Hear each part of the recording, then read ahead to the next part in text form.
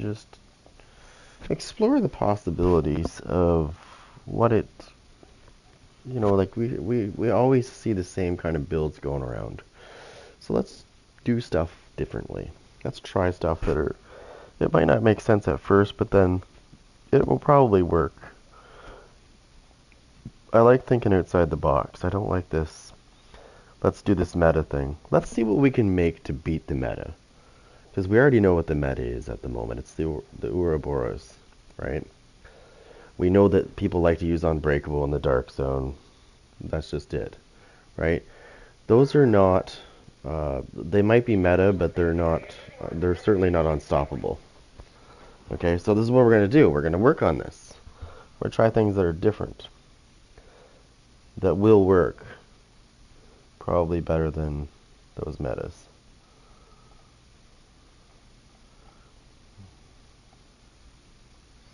But let me start by getting this all done up.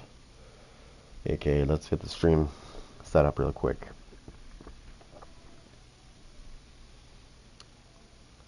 Because there is nothing that I haven't seen in this game. Really, there isn't. I can tell you this though. When this update comes out on the 6th, where the Project Resolve, I mean, I'm kind of mixed about that one. It could be good, and it could also be bad, depending on how you look at it.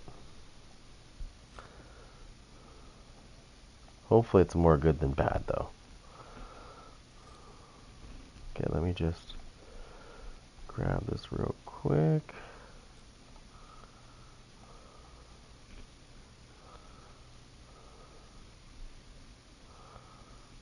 Okay, I got 2 quick things I want to do.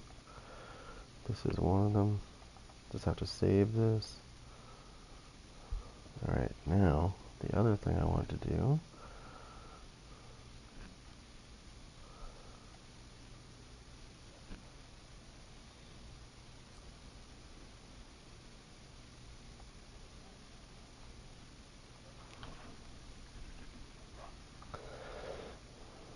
Okay.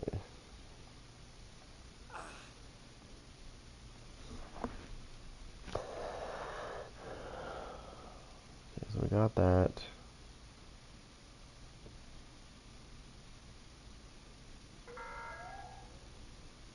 Civilians are not permitted to carry firearms inside the safe area. Violators will have their weapon confiscated.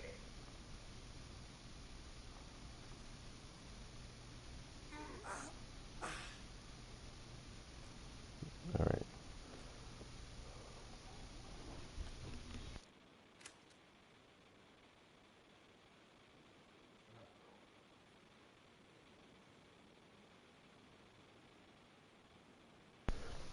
Alright, so.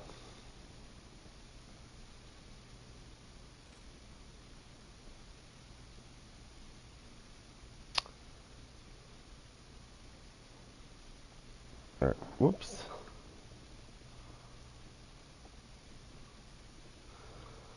Alright, so. Alright, I started building on this thing last night with different things. So let's start with the possibilities.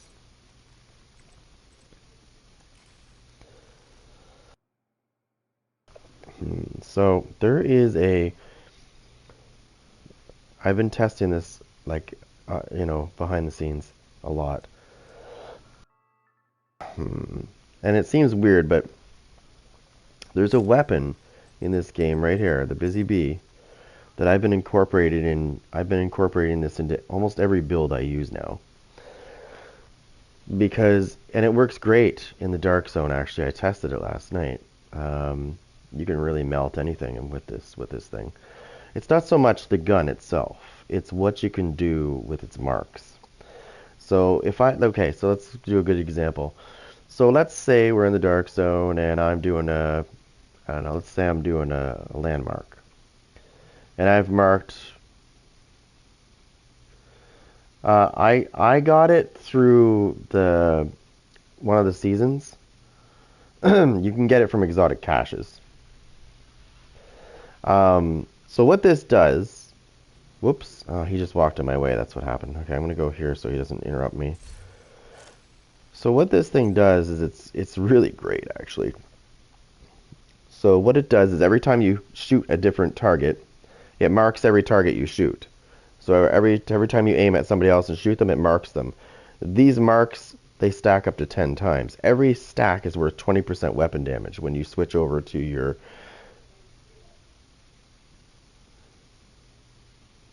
Yeah. So when you switch over to your main weapon, okay, when you switch over to your main weapon after you've stacked, you don't have to stack 10 times. Let's say you're going against rogues and you mark all 4 of them. Okay, that's fine. Once you switch over to your main weapon, you have 10 seconds to use this damage up. You will get 20% weapon damage per stack.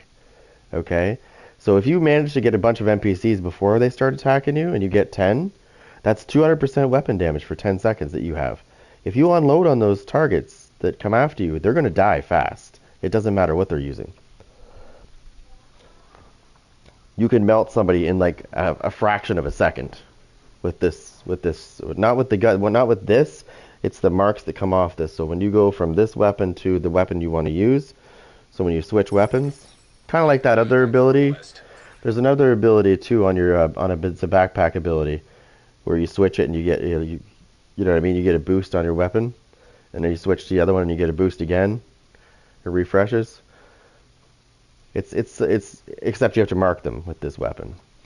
So I've been using this in almost every build. It doesn't matter if I'm using True Patriot, Striker, System Corruption. It doesn't matter what you use. Hell, I've even used it in a hardwired build. Hey, what's up, King? I've even used it in a hardwired build. It's great. I'm really surprised nobody's using this. And it does work in PvP. I've used it. Actually, I killed a guy last night. I had a bunch of stacks that I hadn't used up, and he went rogue when we were trying to extract. And I turned around and switched to my Kingbreaker, and I melted him in like half a clip. I don't even think it was half a clip, to be honest, because I was doing the stacks that I had like 6 stacks. So 6 stacks times 20% weapon damage. There you go. Boom, boom. Dead. That's on top of, and I was using Striker at the time, and I also have the Memento backpack on. So I also have the Memento backpack on, right? So I had half stacks on that thing already because I was doing landmarks. And this is the beautiful thing, is don't use up, when you're in the dark zone, try not to, oh, I'm only like 12. I'm only at expertise 12 because I took a big break.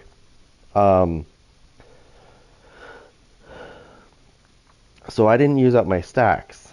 And you don't, as long as you keep the pistol out, your stacks will stay, or they should, essentially. I think they might expire. Mine didn't though, so. Nice. There's a new mission. Nice.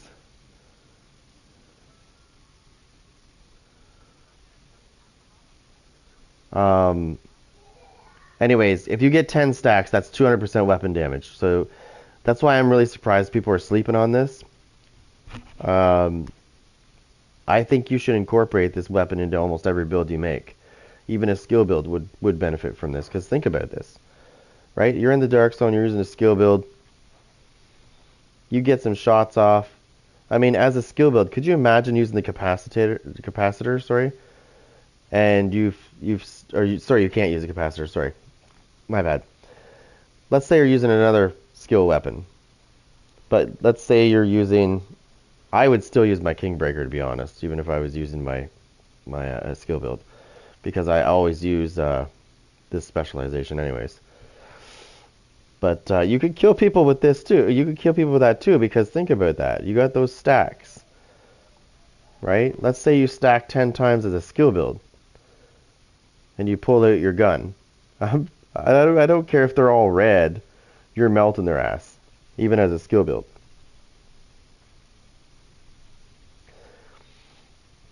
The trick to this thing is to get your stacks and keep your pistol out until you need to use it. because the stacks don't activate until you switch to your weapon. Oh, and don't do what I did. So yesterday I was using the Kingbreaker, and I was also using the, oh my god, the really fast shooting one. I don't think I have it on me. Anyways, it gets me stacks really quick. There's a shotgun there, the fast shotgun. I can't remember. I don't know why I can't remember the fucking name of it already. Anyways, I was using that, and I was using the shotgun last though. So when I switched to my pistol, the last weapon I was using was the second slot was the shotgun. So when I went to switch over to my main weapon, it went to the shotgun because that was the last thing I used. So all my stacks were, 10 seconds of shot of that shotgun. And now don't get me wrong, it still did some good damage, but always make sure that the weapon you want to use is the one you switch to the pistol from. That way when you switch back, you're at the right weapon that you want to use.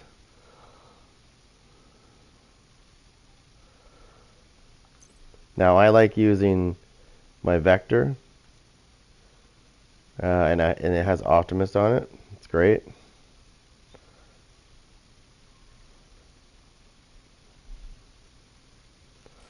It stacks quick. Now, where am I? I'm in here.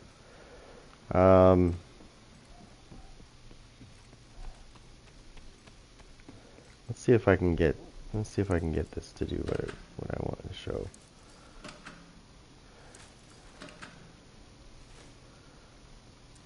I just want to get some stacks. I don't even have to get any stacks, to be honest.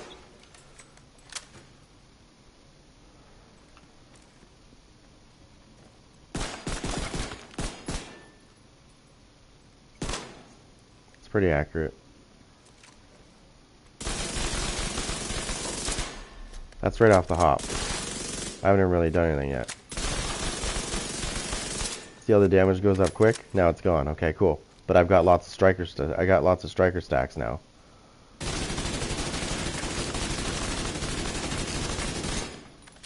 Right? Oh, Jesus Christ. Look at that hit. Let me get full striker stacks and show you. Just chest. We'll just do chest shots. Even though I'm really good at headshots. Okay, that's cool. Let me just get this back up there.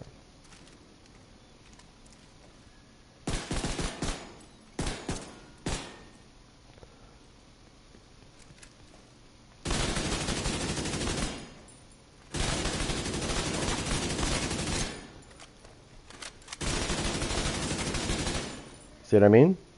See what I mean? And I'm not fully stacked either. That was like 4 or 5 stacks. That was 5 stacks. That was half my stacks. Imagine if I had 10 stacks and unloaded on that motherfucker. It probably would have been like 1.4 or 1.5 million per hit. And those were chest shots, my friend. Those were chest shots. Those weren't even headshots. If those were headshots, I'm pretty sure it would have been over 2 mil. So, the Busy Bee, in my opinion, is great, especially with Striker. I mean, it works great with Striker, but it works with everything, too. Not just that. I ran around with this with System Corruption on, too, as well. And also, keep in mind that I don't have any Memento stacks yet. I have no Memento stacks yet. Imagine if I started stacking that and did that process, what I just did, what I could do for damage. It's insane. It's insane. I was taking yellows down like in half a second, fully armored. So if I can do that to a fully armored unit in like not even a second, imagine a human. I've already seen it, so I already know. It's about the same speed. You could take a whole team down really quick. You have 10 seconds. I mean, that's more than enough time. Just make sure that you don't switch to your other weapon. So, you know how you can switch between your primary and secondary? Don't switch to your secondary when you're using the stacks, because if you do, you'll lose the stacks immediately. So the key is to make sure that your best weapon is the one that you used before the pistol, so that when you switch back, it goes to the best one that you want to use. Now, both of those guns are good. but I want the Kingbreaker as my weapon of choice when it goes back from the pistol. But if I switch over to my Vector, when those stacks activated on my Kingbreaker, they go away immediately. So you don't want to do that.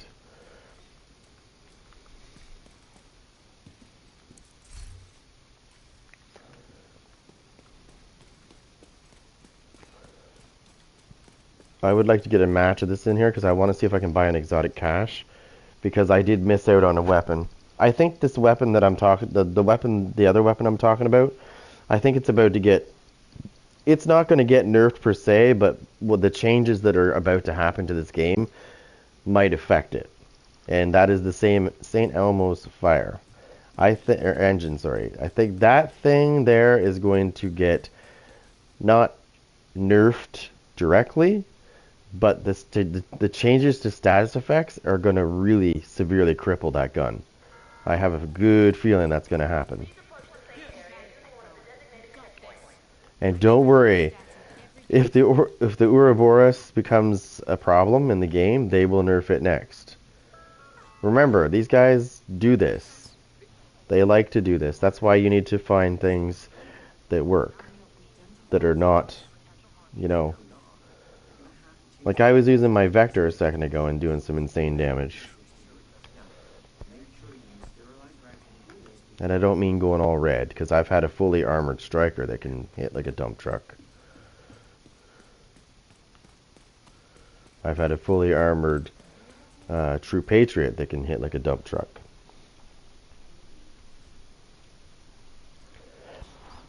It's all in what you're using. And there's a weapon in this game that I see some people using, but a lot of people, they don't even give it a second look. Right? This guy is amazing. And it's really accurate too. It's not like you know, like it's really easy to hit people with this thing. It's really quick. You know what this weapon reminds me of? I don't know if you're familiar with like other like FPS games, but I used to play Counter-Strike, and there used to be this one pistol. This thing reminds me so much of it, and it was called the 5.7. It was a small pistol. It had a 20-shot clip. This one has a 31-shot clip. It's fucking crazy. I think it's actually a 30-shot clip with one in the chamber. I think that's how it works. Because when I reload it and it goes to 31, that would be one in the chamber. So, but super accurate. It reminds me so much of that gun because it's quick. It's not noisy. Obviously, it's got a suppressor, but it doesn't matter if it's noisy or not. But it's quick. It's accurate. It doesn't hit like a dump truck, the gun itself, but what it does for you does let you hit like a dump truck, which is it gives you those stacks, right? So it stacks 10 times, and when you want to use it stacks up, that's your potential is 200% weapon damage for 10 seconds. You can really take some stuff down quick. Now I put the big shield out so that I can use this. Look how quick this thing shoots. 30, 31 shot. See? So one in the chamber when you cock it. Civilians in distress.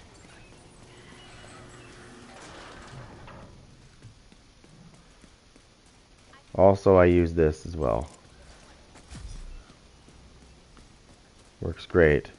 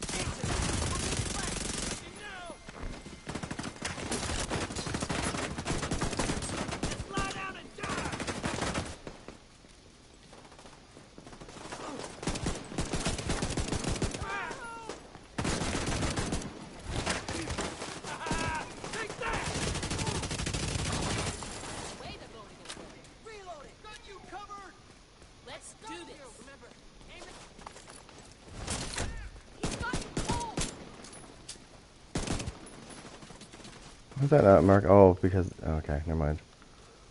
It's because I was using my markup. I was still using my markup. Is it not marking these guys? Here, let me use that up.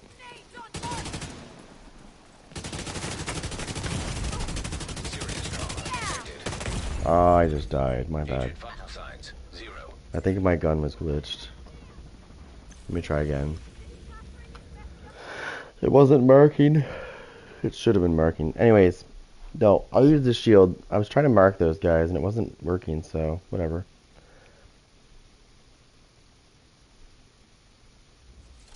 Okay. Well, we'll try again. I know that doesn't happen very often because I was using it last night for like 3-4 hours. By myself at one point. That was my fault for not putting the shield out. I should have put my shield back up. I wouldn't have died if I would have done that. I was trying to get it to mark. I was trying to see if the mark was going to get used though, and it wasn't even using the markup, so that's interesting. Hopefully I didn't just discover a friggin' bug with the shield and that pistol at the same time. I hope not. I was using it without the shield, right? But then I started using it with the shield because I was thinking this has a lot of... it has quite a bit of armor on it. So I could use that to mark them, right? By doing... And then as soon as I want to do it, go to whatever weapon I was using last. This right here, though, is good for skill builds. Against skill builds, because if they're using Seeker Mine, the explosive one or whatever, it won't be able to really lock onto you that good. Got a fucking shield. Yes, you are covered. There we go, we're back to marking shit again.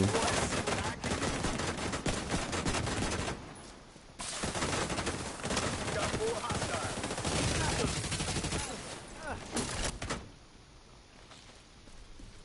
Lighting now. Fire.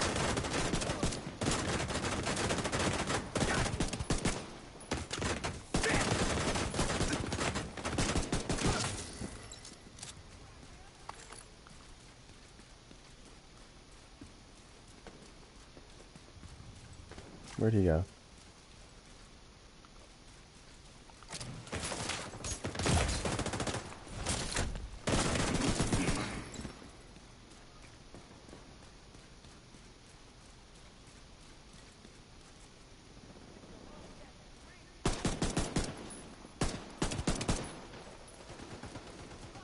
Yeah, I think I know how this works now.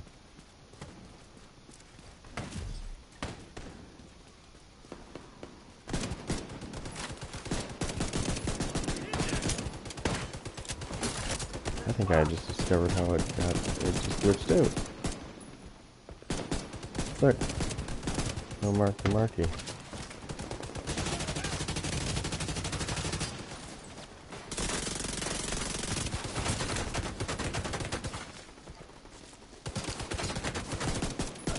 There we go, Marky's back. Where's the other guy? Oh, he's way the hell over there. Stop that fucking agent already. There we go.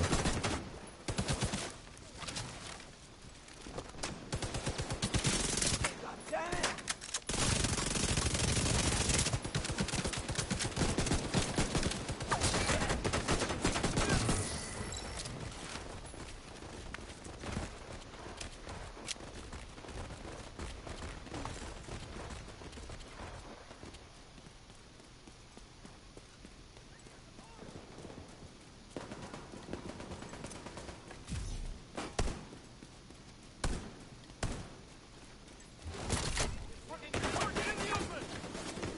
Oh, somebody shoot me from here.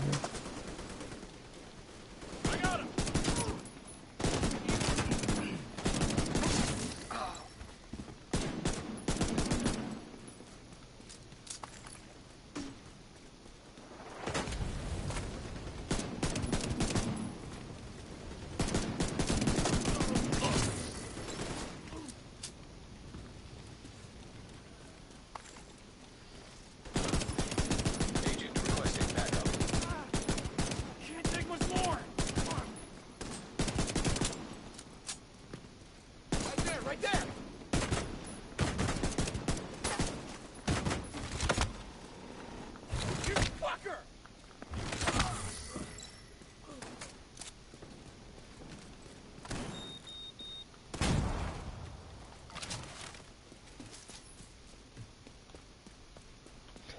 Do do do do do do do do do do.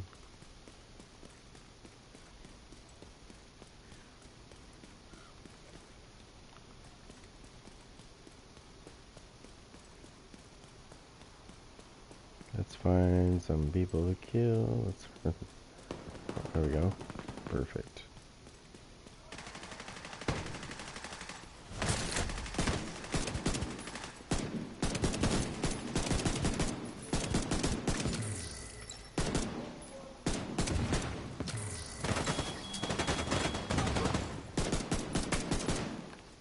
Hang 10 a second.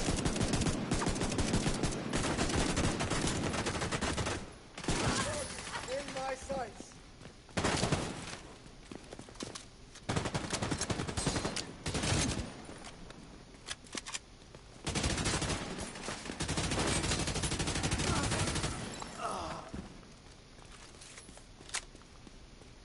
See? So you don't want to do that.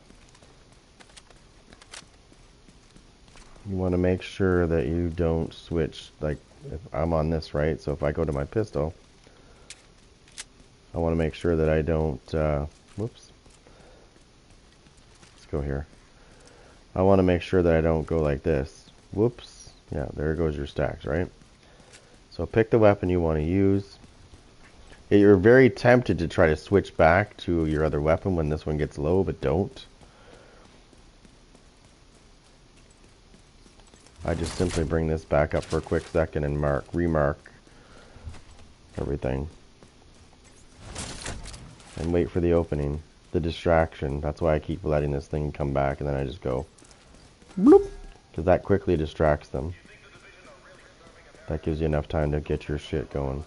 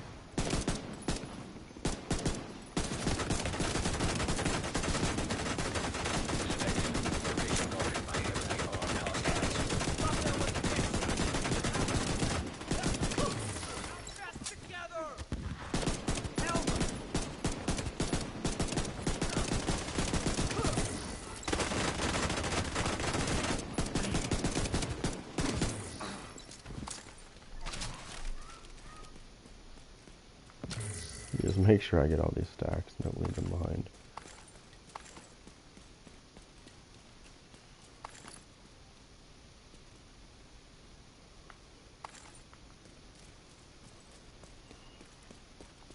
So there is a slight thing with this shield. I've noticed it. So when I use this shield, sometimes when I use this shield and I'm going to mark something, sometimes it kind of screws up and it doesn't receive the mark, and then as soon as I... Heavily armed hostiles guarding location nearby. So what happens is it ends up starting to use the stacks when it shouldn't, because I'm not activating it with the weapon. Which sucks, because I really wanted that to work the way that I... Because it's really... It worked pretty good last night, so... Now what's happening is the stacks are getting stuck if I use the shield.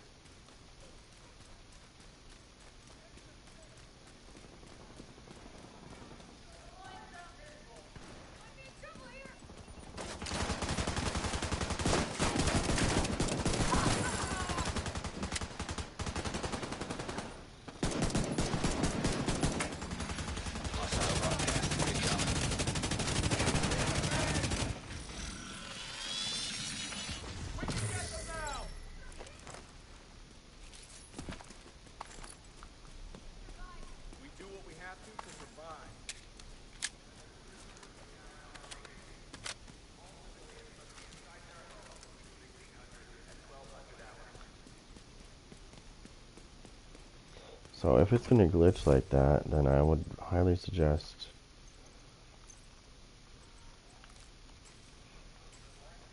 switching that up.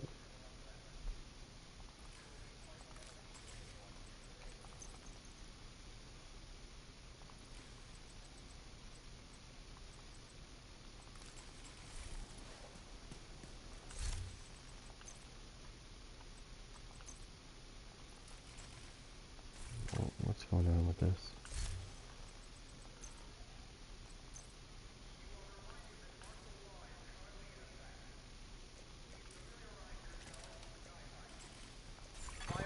Hostile broadcast detected.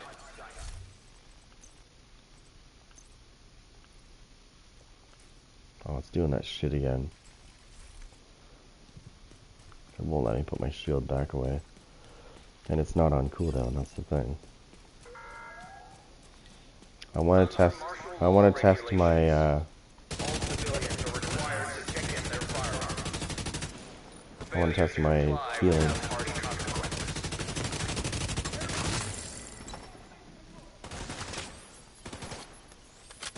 Not bad, not bad.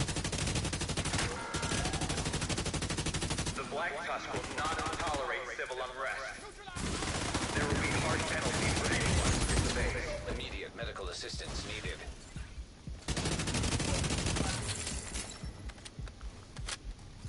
Launching the airburst. I'm getting chewed up.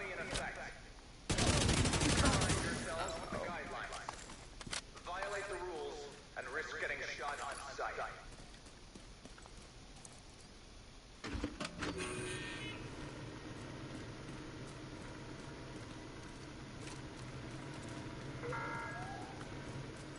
Martial law has been enforced. Also, containment nearby. Follow the rules and you'll have nothing to fear. Your safety cannot be guaranteed. Airburst fire. Oh, you little bitch. Serious trauma detected. I have to move. I can't feel. Ah, Killed. you fucking spamming bastard. Alright.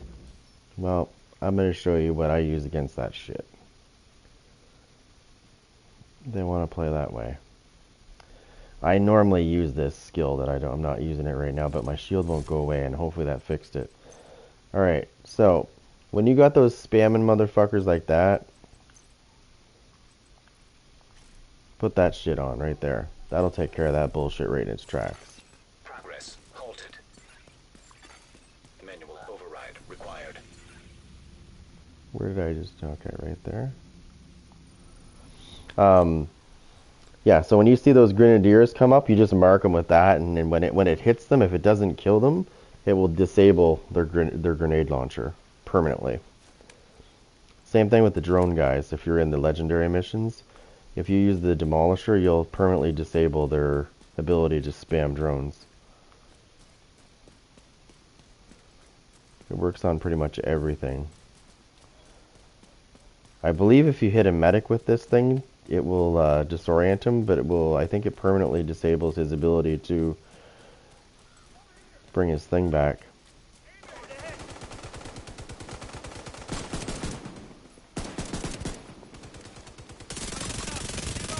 Right here.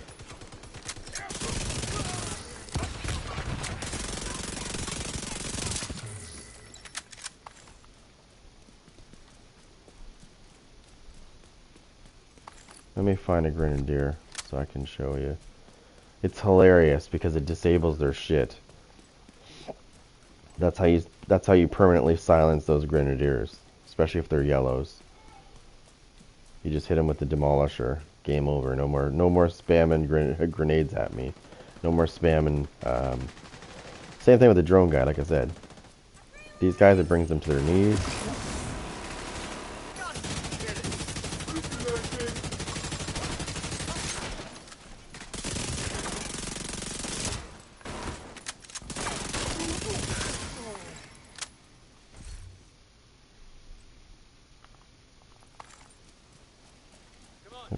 Brings them to their knees. It breaks their backpack, basically. Well, it doesn't break it, but it breaks the chain on their gun, sorry. So that they have to go back and fix it. Which brings them to their knees.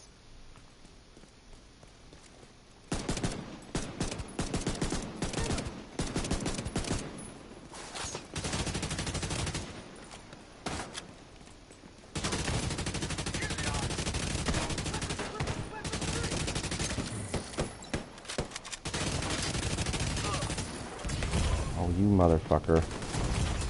Vital signs critical. Since when does he get fire? Signs 0. What the fuck? That was one of those robots that just shot his thing at me and it was fire. What the hell? Since when?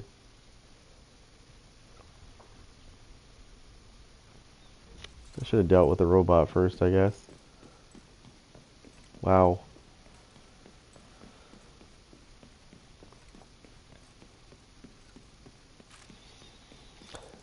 This game throws surprises at me all the time, like a grenadier that has fire.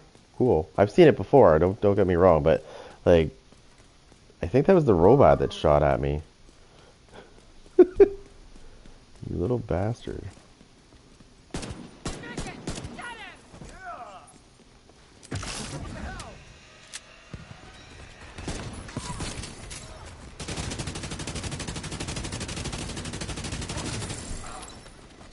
So the other guy, I don't know, I don't think he lived. Yeah, he didn't live. If they're red, they usually don't live. And I think if they're purple, they don't usually live either. But the gold ones will live through that. But he wouldn't have been able to use his grenade launcher anymore. It's nice. I like using it.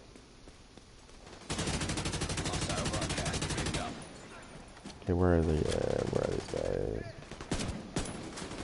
One there.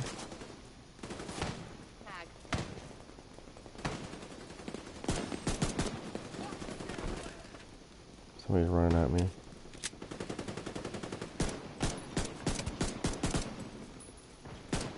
Check everywhere. Checking. We got TIC. Understood. Out.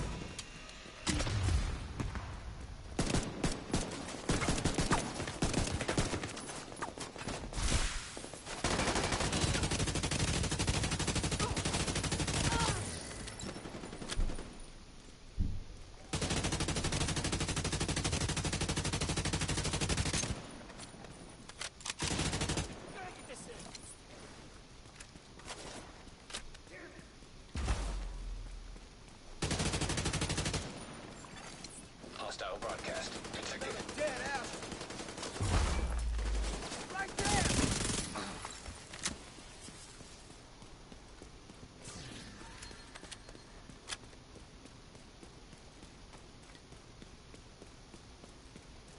What's this?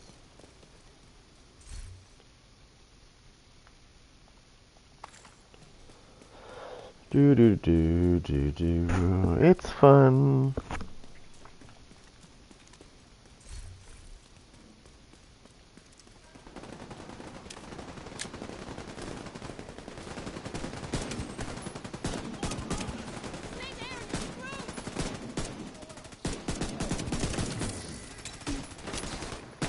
Oh, here's a perfect example.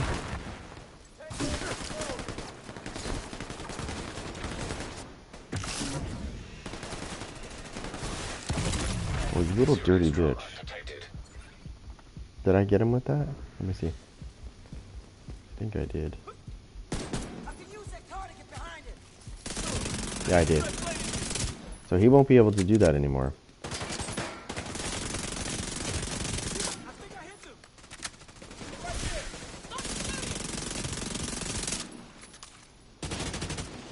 So you stop them dead in their tracks when you do that.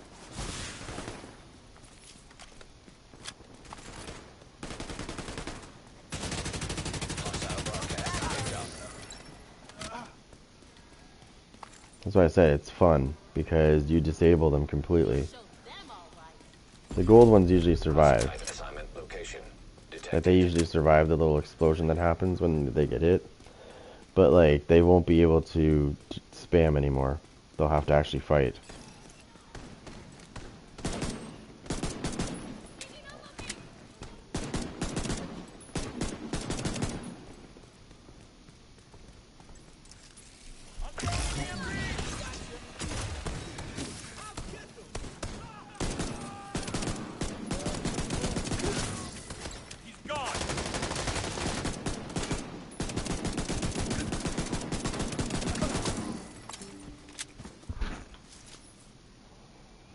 Oh, hold on. What's this? Avoid these players. Oh, hold on. Let me just quickly open this up. Broadcast detected.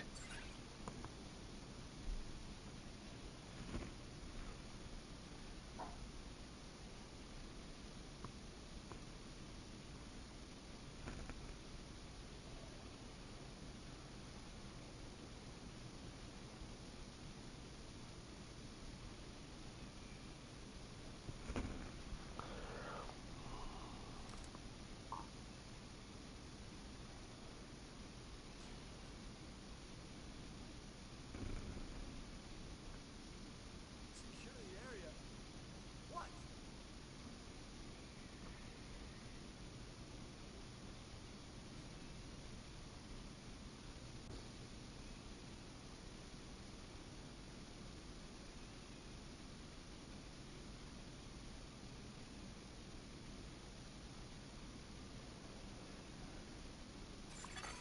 Hostile broadcast picked up.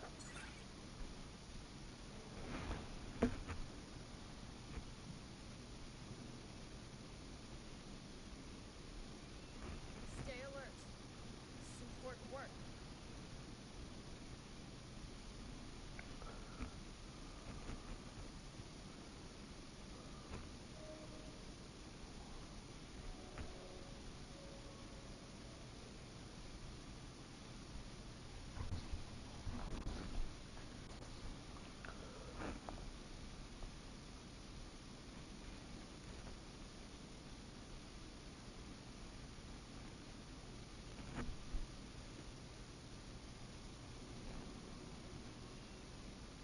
Not gonna let anyone get near you.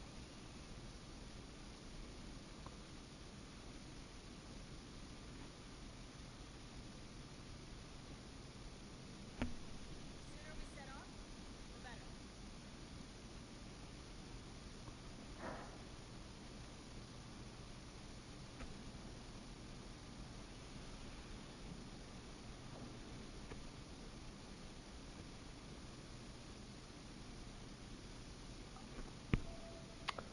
Oh, it's another game I play. Sorry, there's a bunch of whiners.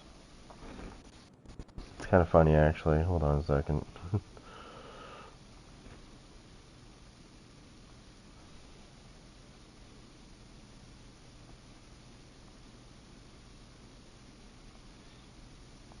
Alright, guys. So, what we want to do is we've tested Strike Road. It's good. Works great. Half the time I'm not even fully stacked, to be honest. I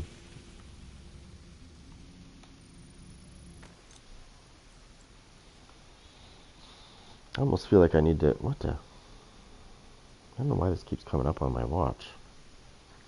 It just keeps activating itself.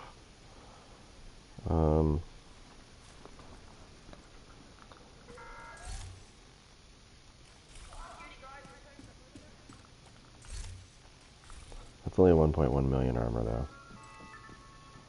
What's this? Mailbox. Oh, this is from my Dark Zone Ventures. Let me go through this stuff and get rid of it. Oh.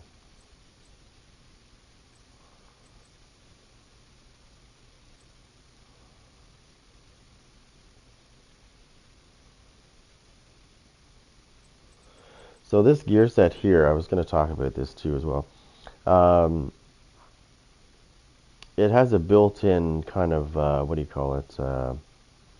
It almost like it has a built-in Incoming creeping backup death request. in it, but it's a small creeping death.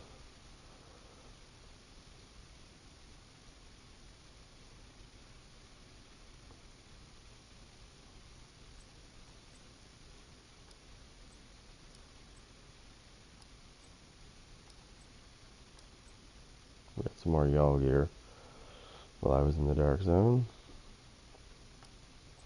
This is all Dark Zone extractions. I just grabbed it.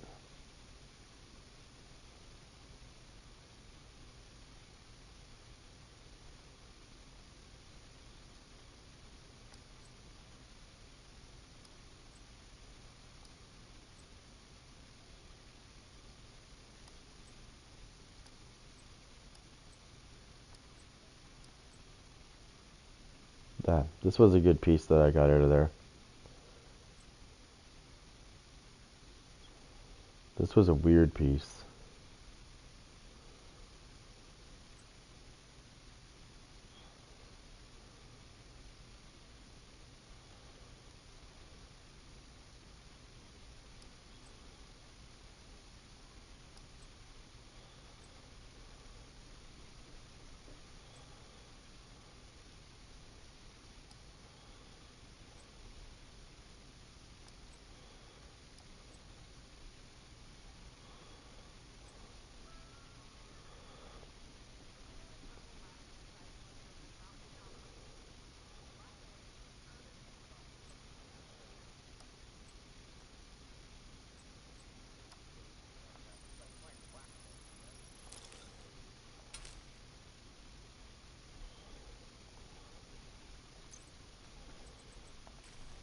Alright. Now, let me see what I can dig up here. This thing works great, so I don't really want to ruin it.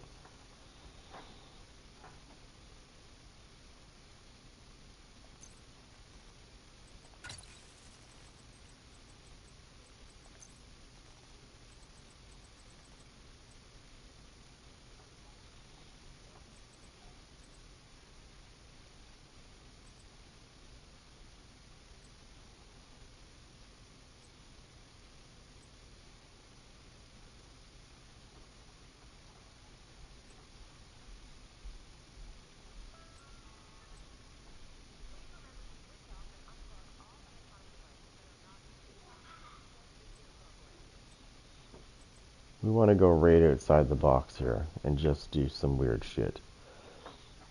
And that's what we're going to do.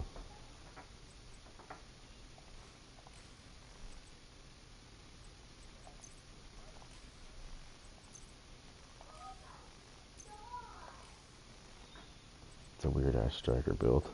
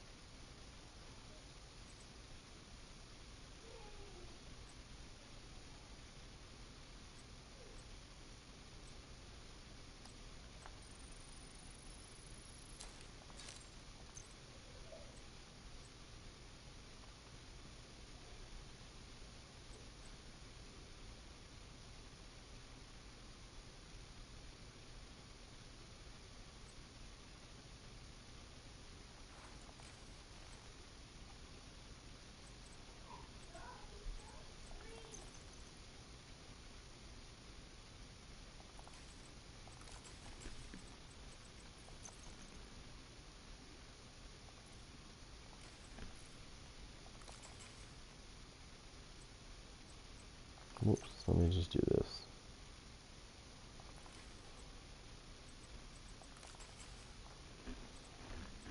Let's try this weird ass shit.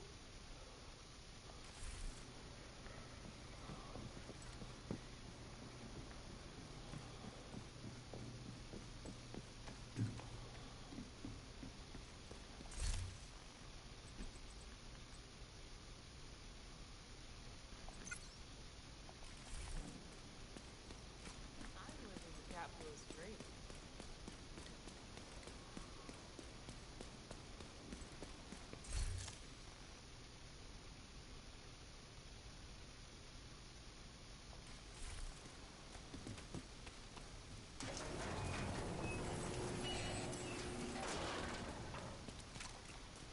So we're gonna try this out.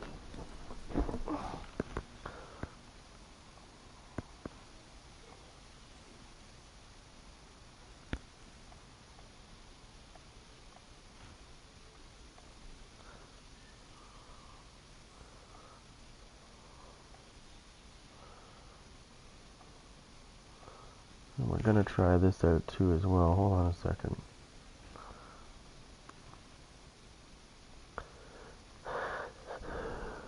Something I'm curious about.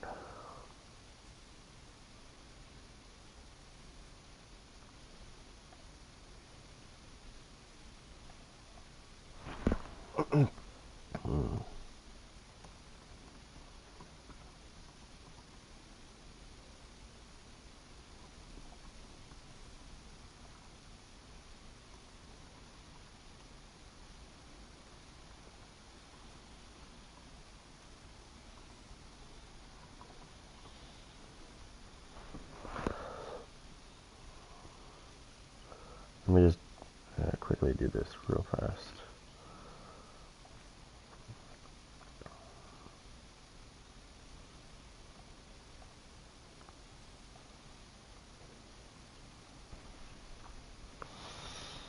Okay, well, we'll let that do its thing, and then we'll do this. All right.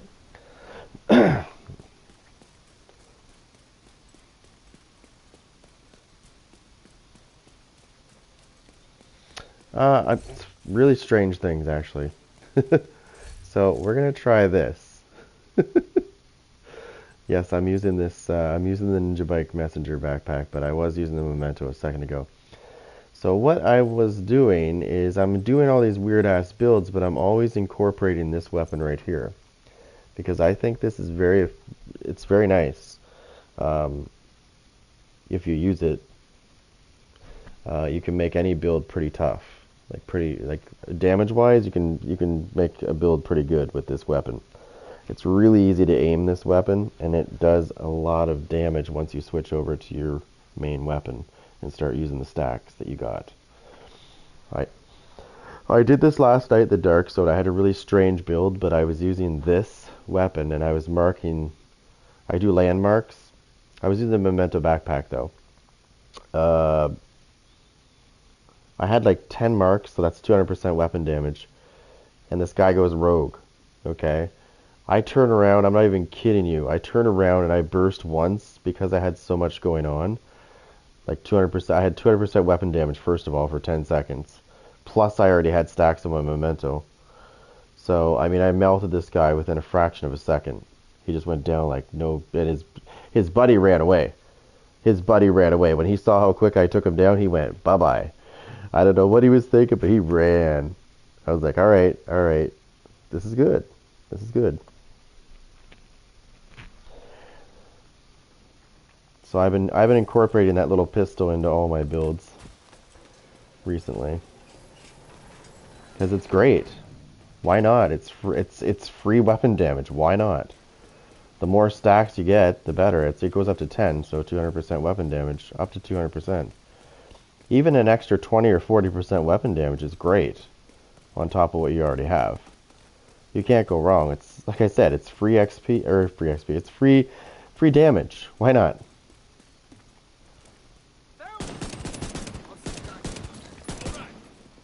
Covering up no good, eh?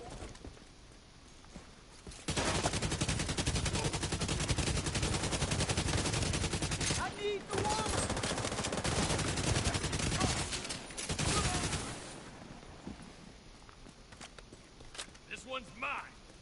No, I needed to do that. I just put this together like crazy. I wasn't even thinking about that. See, you get these marks after the pistol. Watch this.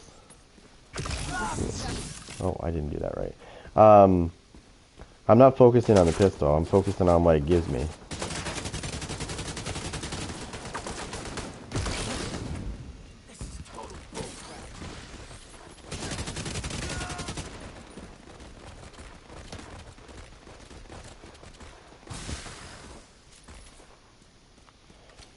Right? So when I use this pistol, when I mark the targets, the minute I go like this to this weapon right here, I activate those stacks. As long as I stay on this weapon for 10 seconds, I have whatever damage that I did for marks.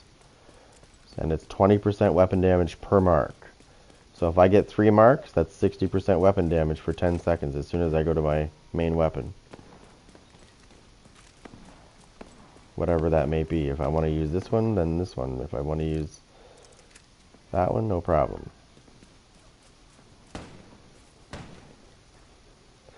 No, I don't focus anything on that pistol at all. My focus is the weapons, my main weapons. I want the stacks so I can do the damage. 1 stack. 2 stacks.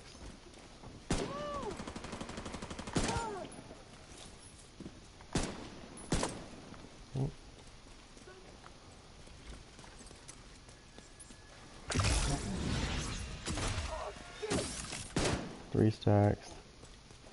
Where'd he go?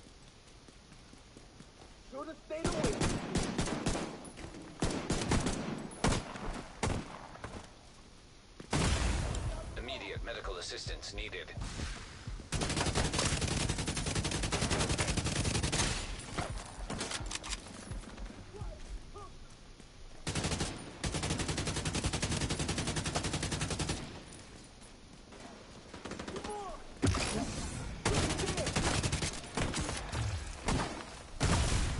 Serious trauma detected.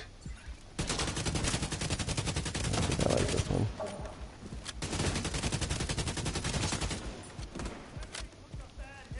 No. Stand by! Stand by! So I don't like that one at all. Good heals. Don't like it.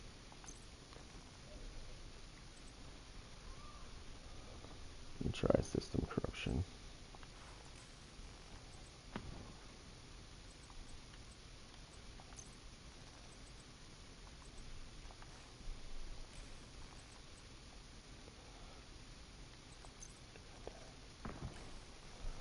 So I need to sacrifice something here. I'll sacrifice this.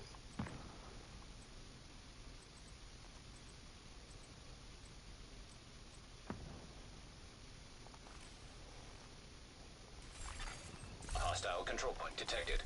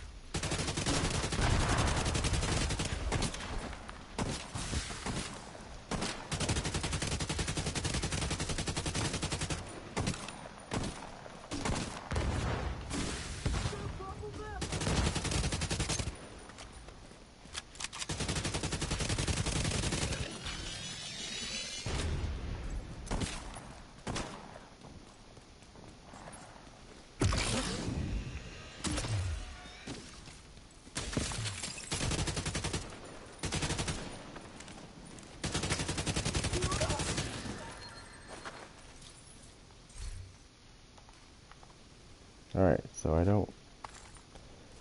See, I don't mind using the ninja backpack, but I'm not... Yeah. I'd rather use this.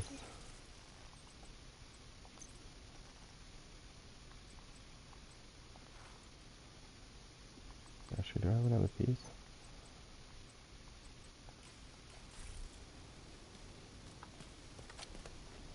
I'd rather use this because it's going to get me further. Ninja backpack's good, don't get me wrong, but I just want to try it out.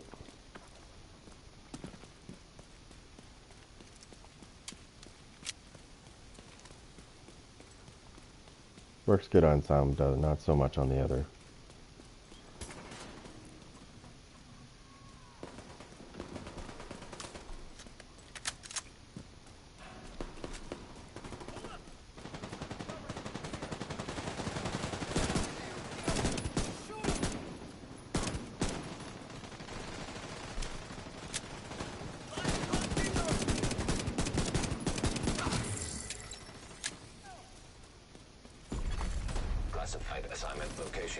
Detected. Try. I got movement here. So move.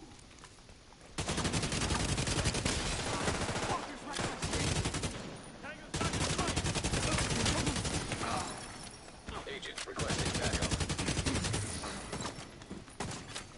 Hostile control point nearby.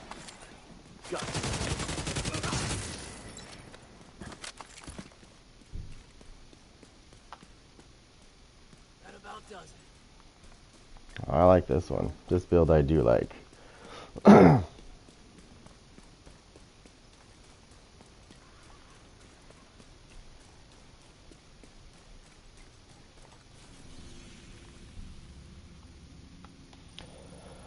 I just want to see what the potential of this thing is, regardless, and then we'll just like I understand that combat's different, but I just want to get a taste of the potential of this thing, of this particular setup. So I usually come here and test it out. I know it's not nearly as accurate as going out and shooting people, but I do this to give me like a baseline of what its potential could be, and then I work on executing it to make sure it works that good. See, and I'm not going to lie here, a lot of these guys that make their builds, they'll slap a striker build together, right? And they'll make a video. But you got to understand this, and I've come to learn this with playing this game, is you can have a really good run with a build once, and then the second time you go through with that same build, the NPCs will be slightly different as the way they like behave. So your second run probably won't be as good as your first one, and your third one probably won't be as good as your second one or first one. Like, it could get worse. That's why I don't know. I think you need to really test it out and give it a little bit of a test out for a while before you say, okay, this is pretty consistent. Let's do this. Because, like I said, you could slap any kind of striker build together and, you know, have a really good run on Legendary. And, you know, that's that. Big deal, right? But to actually see the consistency of it, that's another thing. I would recommend, because then if people try it out and they don't like it, because it didn't work out for them, and they even though they executed it properly, it means you didn't test the build enough to make sure for sure that wasn't just a lucky ass run, and the second time around the NPCs perform differently and kill your ass, right? That's what I'm saying.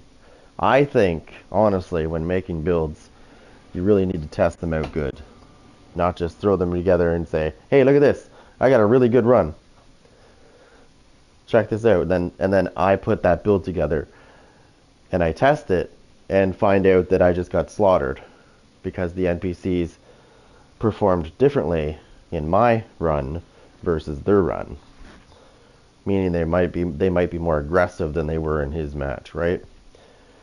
That's why I said you got to test it out before you say, hey guys, this is really good. Because there's been some builds that I've put together by certain people that were supposed to be really good. Yeah, that's why I'm saying what I'm saying. I come to find out that, yeah, if you want to get melted, sure, try it out. Does lots of damage but can't take hits, not like they were doing.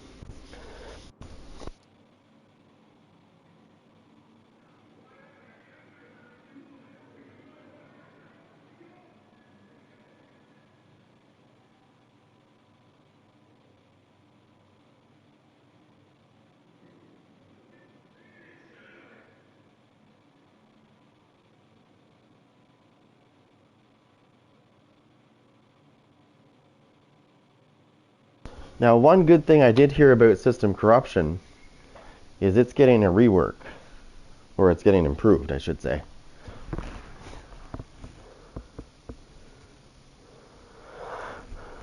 Yeah, no, I'm not saying that. I'm saying the damage is great on Striker, but what I'm saying is, if you're all damage and you run into a room full of, we'll say, gold enemies, you're gonna get fucking torn down like a fucking like a tree in seconds if you try to, because you see them do that, right? They run in there, and the NPCs are not really getting too aggressive with them, and they just take them all out really quick. I'm like, yeah. In a real world scenario, like in this game, if those NPCs were performing the way they should, and you ran into a room like that, they'd be fucking melting your ass, like just like that. Doesn't matter how much damage you do. Doesn't matter how much armor regen you have. That's reality, right? It's great when they don't perform the way they should, because you can just melt their ass, right? Like, for example, when you're tearing an NPC apart and it's not firing back at you. That's great when that happens. But if they start shooting back, that's when the problems happen. Because you're out in the middle of, you're not behind cover, you're out in the middle there shooting everything like fucking, like you think you're John Wayne. Next thing you know, you're dead.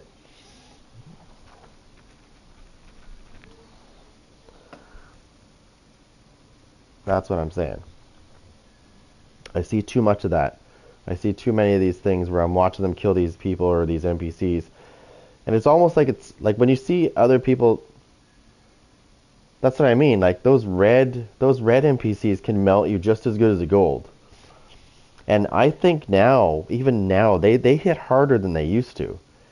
Like if to me, I've had like 2 million armor, and I've had a red NPC hit me like a dump truck, and I'm like, excuse me, like that's a red NPC.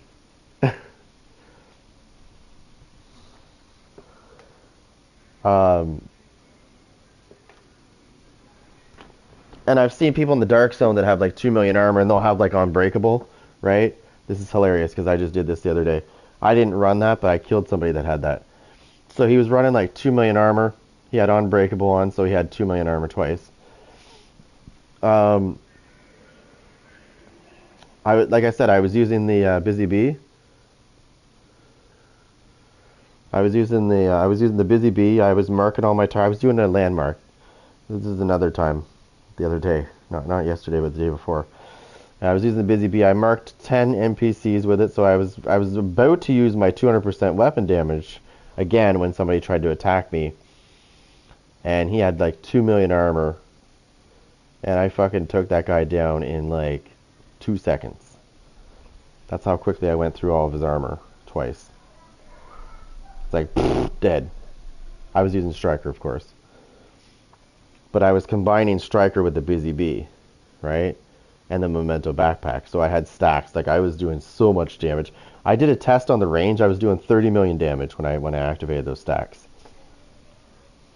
with Striker. Like 30 million damage.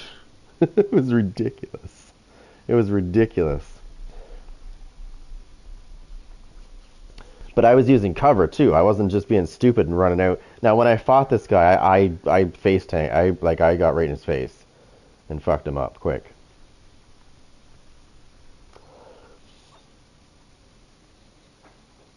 And then I don't know what he said to me, but I wasn't really paying attention. He was salty about it, that's for sure.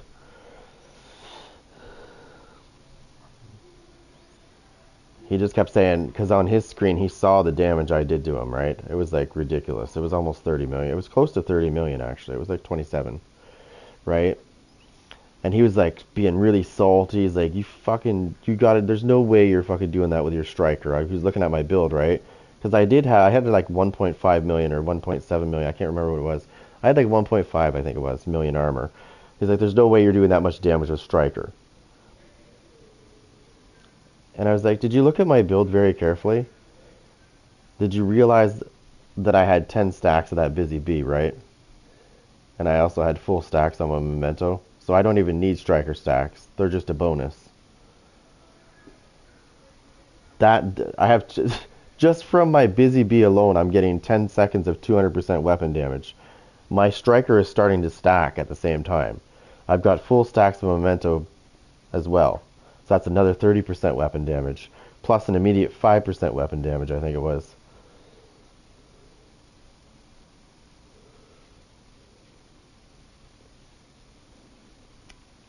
and then it just goes, yeah, so much damage. But this guy just wouldn't stop. He'd being so toxic. So I turned my area chat off. He came out again and tried his shit. I killed him again. This time I didn't. I only had one stack of Busy Bee, so I got an additional 20%. But at that, like I said, I still had full stacks of Memento, right? So. But yeah, when you're running around with 10 stacks of Busy Bee, I mean, that's 200% weapon damage for 10 seconds the minute you activate it. Like, that's not something to fuck with. Okay, I don't care what build you're using. I don't care who said the build was great. It's getting melted the minute it tries its shit. The minute you pull your weapon out and start activating that 200% weapon damage, they're dead. They're dead before you even fire a shot, they're dead.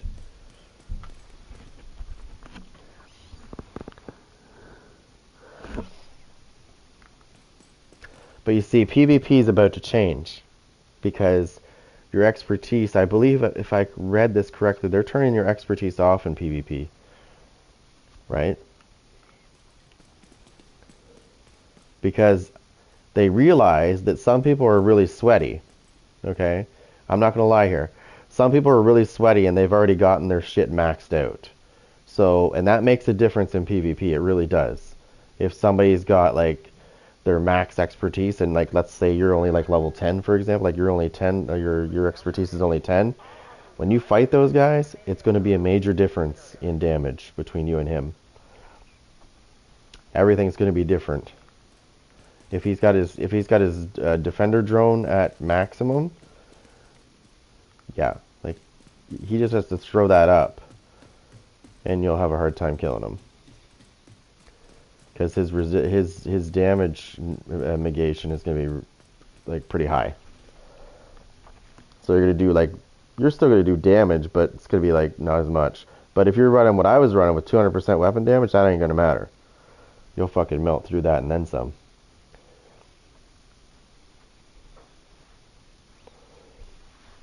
That's a big amount of weapon damage.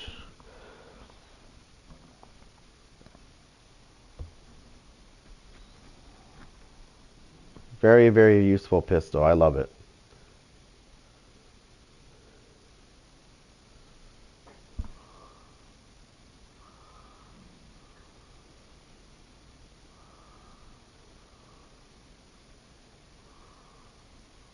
Let me see.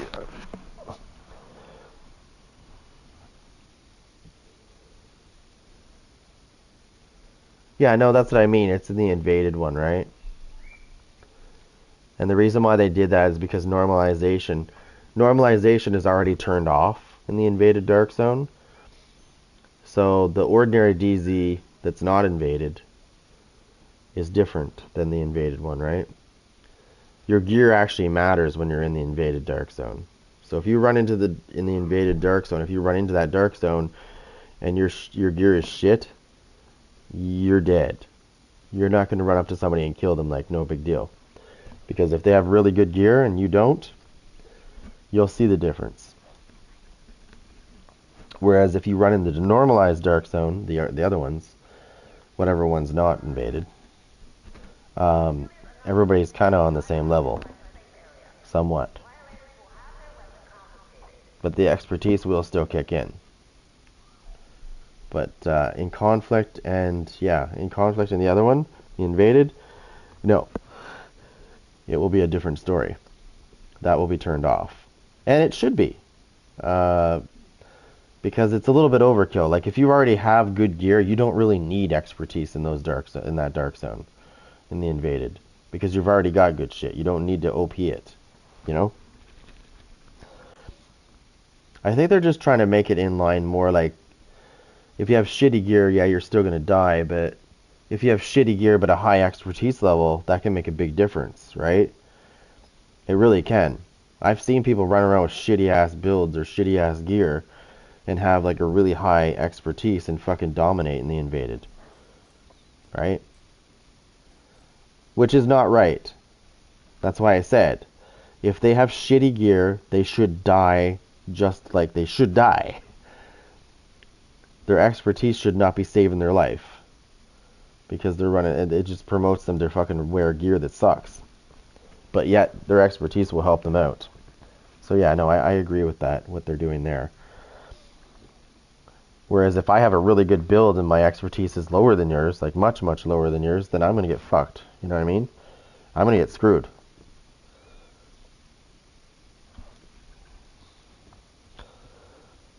Even if I have better weapons and shit. I've seen it happen. I've seen it happen way too many times in the Invaded Dark Zone where somebody's got really good shit on, and then you have that guy that's got that garbage on, and he's the one that actually prevails, not the guy that actually has the good stuff on and knows how to use it. It's the guy that's like, you know, he's got the crappy ass shit on.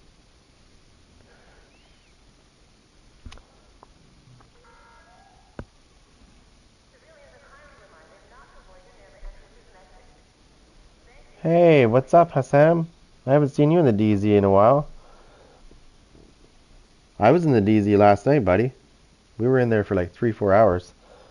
We teamed up with these other two guys. It was pretty cool. It was actually pretty quiet last night, actually. We only had one person that was stupid enough to try to attack me. And it was funny, too, because, yeah, he got melted pretty fast.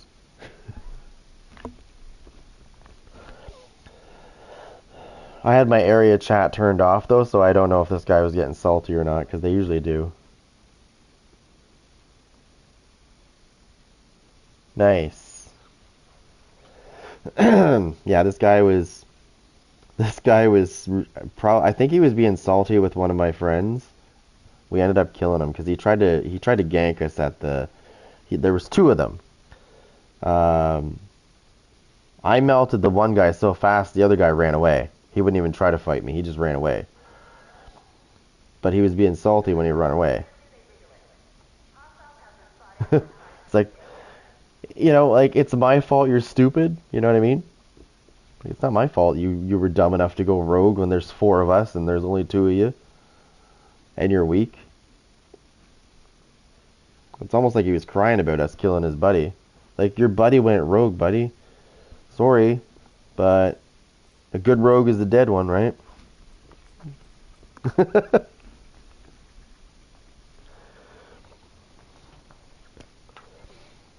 He's going to come on tonight. We're going to play some more Dark Zone tonight. It's weird because I haven't been in the Dark Zone in so long. And this guy comes on that I used to play with in the Dark Zone. He's like, hey, want to do some Dark Zone? I was like, oh, actually, you know, yeah. It's kind of nice. But we had a really quiet Dark Zone. There was lots of stuff going on around us. Like, there was manhunts going around. There was manhunts going on and shit. But, like, nobody fucked with us, which was weird. I thought I was in, like, a dream or something. I was like, what the hell? We're running by these manhunts, and they're not even fucking coming after us. Like, what's going on there? Normally they try to, you know, they try to screw with you.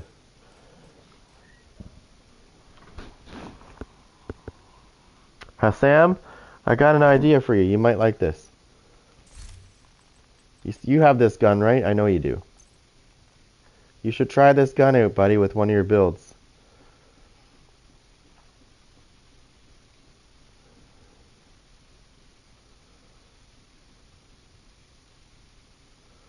Possibly. I think what was really going on, though, is I think there was 2 or 3 people that were fighting each other. And they were just kind of, they were trying to keep it private, but obviously one of them was winning a lot because he went manhunt. I don't know if it was a 2v1. They didn't fuck with us, though, so we didn't fuck with them. That's usually how we keep it, too. But, like, if somebody starts shooting at me, you're damn right I'm going to turn around and fight back. And if he gets salty about it because I kill him, well, I mean, that sucks for him.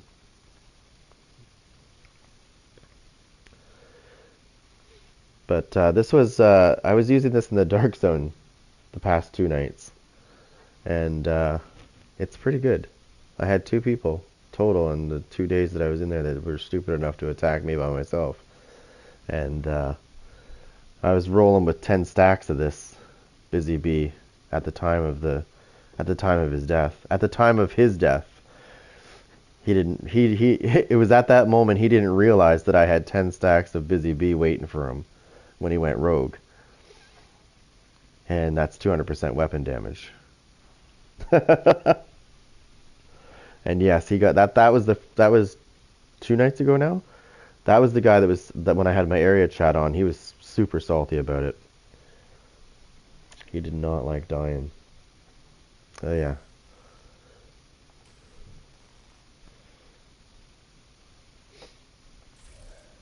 But I also use it with System Corruption as well. System Corruption is getting an update too. They were just talking about that. I can't wait to see what they do with that. I'm really curious actually now.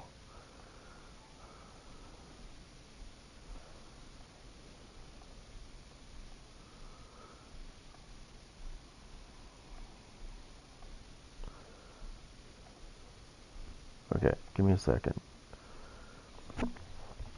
Give me a second, guys. I'm gonna run upstairs and make a coffee real quick. And no, I'm not making a whole pot of coffee. I have a Keurig, so it's like 1 cup. Reason why is because I don't drink a whole pot of coffee, so I don't make a whole pot of coffee. I just make individuals. Still trying to get these stickers off my hand that my daughter stuck on my hand. My daughter decided to put stickers on my hand yesterday, and they're just coming off now, but I must have had about 30 stickers on my hand, on my backhand, on the backhand of, yeah. She thought it would be a good idea.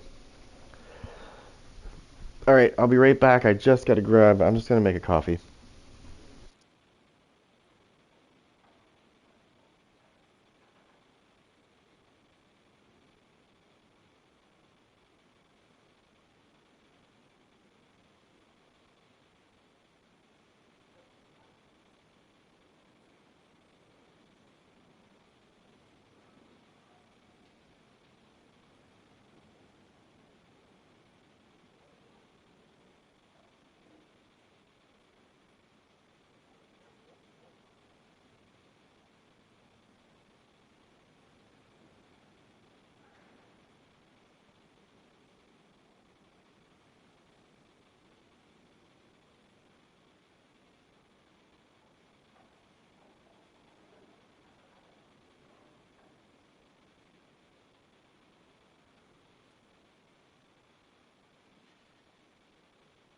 Alright, sorry about that. Back.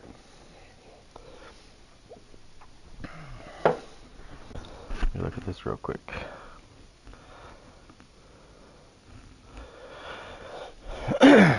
Alright, so.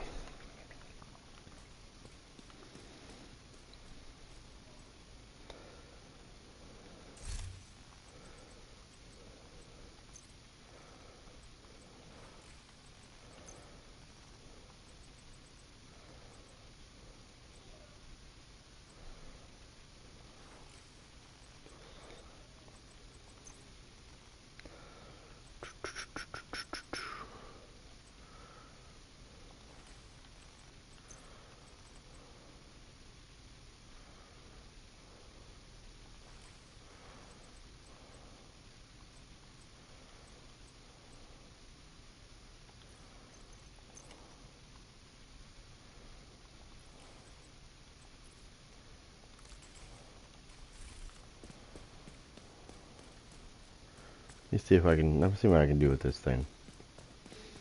Let me just test this out real quick. Come over here, Agent. Take a look at what I've got for you.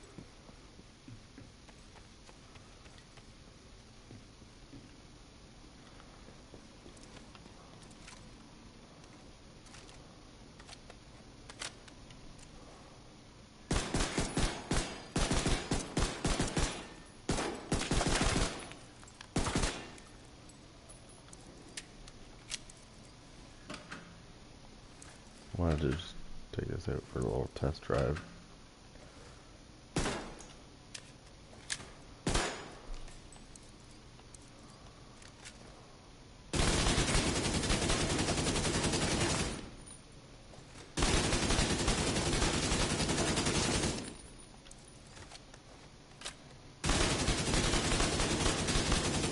You see the difference in damage? You see the big difference in damage.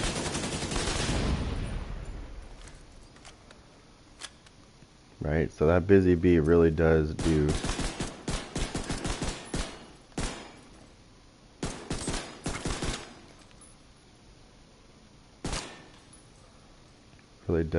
a lot.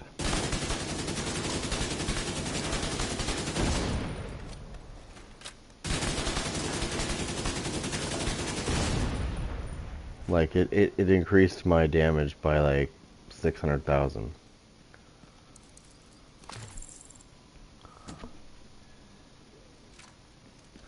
You could see when I was hitting headshots without the Busy Bee, I was doing like 347 or whatever. And then with the Busy Bee stacks, I was doing like almost 1 million. So yeah, it was pretty crazy. That's True Patriot. That's not even Striker. That's just True Patriot. You can do that with all your builds. Like I said, if you're in the Dark Zone and you're doing landmarks and people, and you know, even if you wanted to go rogue, technically, that's without Busy Bee. That's with the Busy Bee stacks. That's not with. I have no memento stacks yet. Memento stacks. I don't have those at all.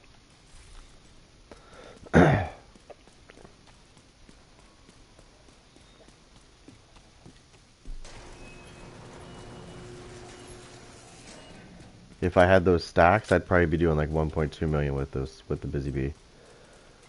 As a fucking True Patriot, that's pretty good. Considering I have quite a bit of armor.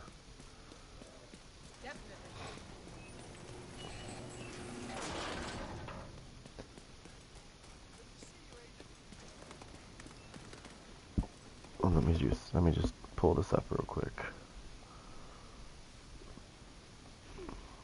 That's why I've been playing around with it, like, because it's so useful.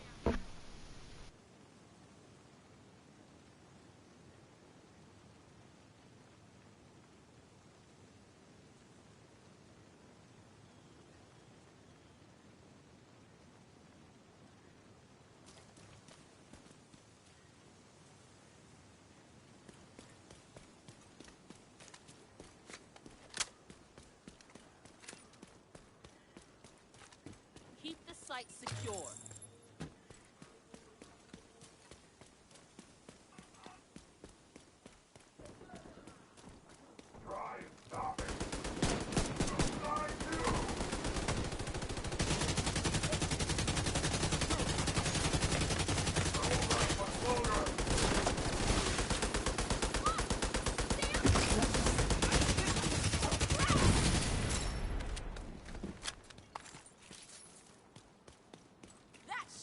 Isn't over yet.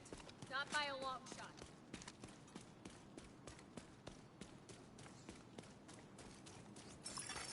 Agent requesting backup.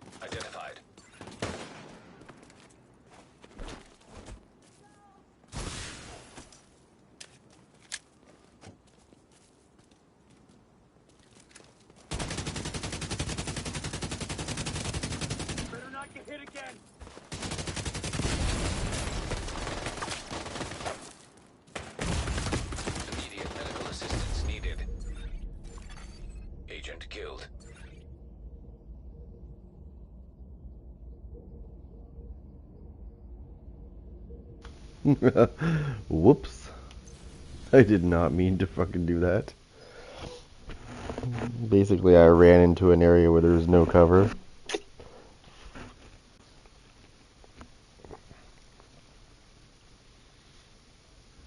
And that's what I mean right there. Like, you need to... Civilians in danger. I see a lot of people doing builds, right? And that's why it's important to test constantly to make sure.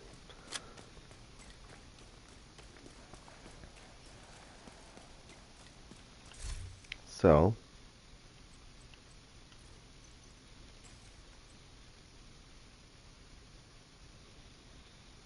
let me see what we have here. Hold on.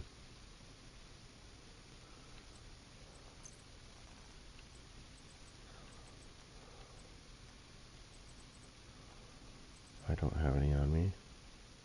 No, I don't. Okay, hold on. Let me turn around.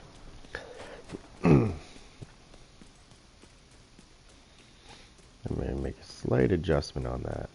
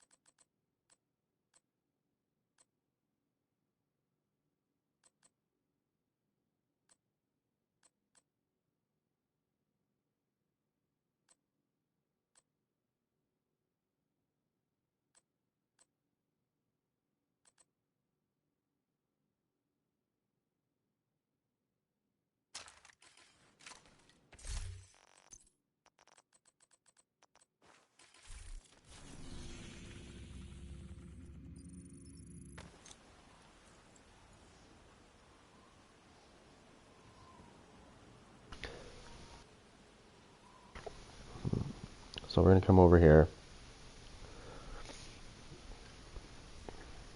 That's what the beautiful part about adjusting your build is great for.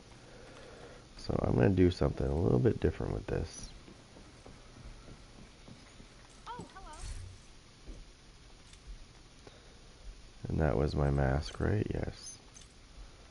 I'll take this, and we're going to do this.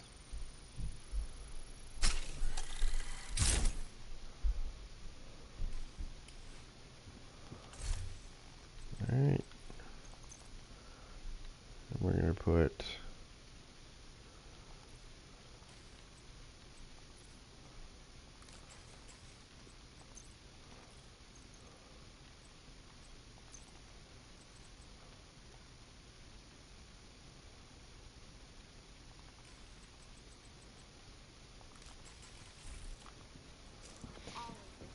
And of course, as always, I'm going to test it. I'm going to test the heal.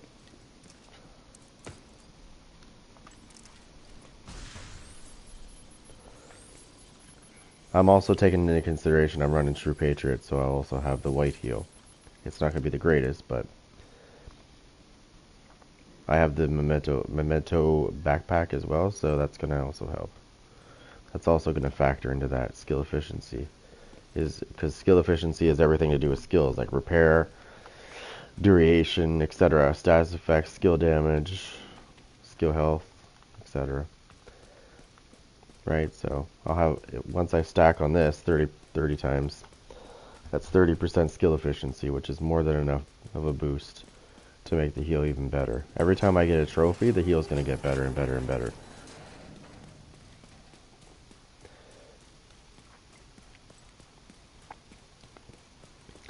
Like when I run a legendary mission, I always make sure that I'm using the Demolisher, Firefly. Because you've got the drone spammers, you've got the Grenadier spammers, and the Demolisher pretty much disables all their shit when you hit them with it. When they're hit with that skill. It disables them. It permanently disables their drones and shit.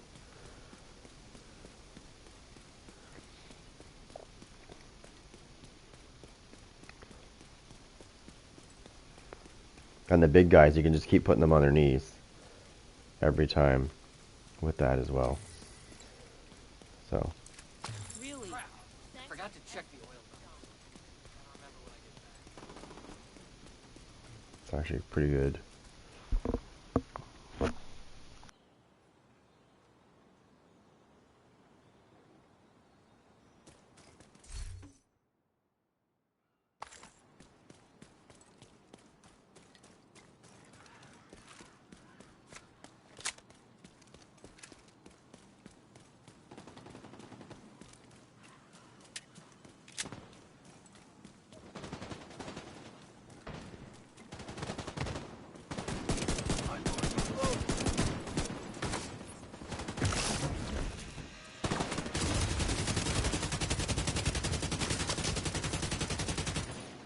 I'm getting tuned up!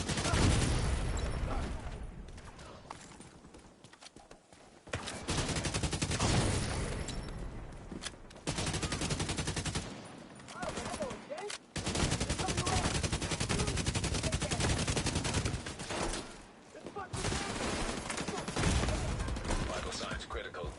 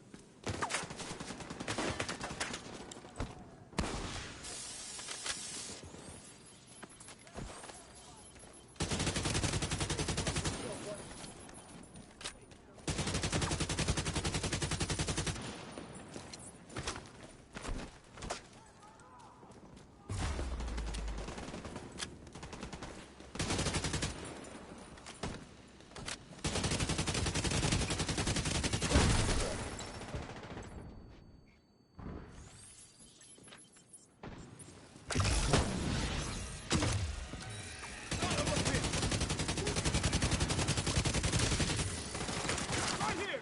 What's up? No left. Hostile control point nearby.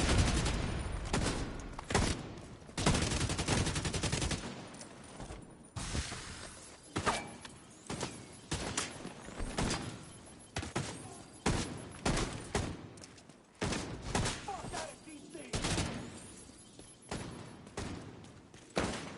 Right here!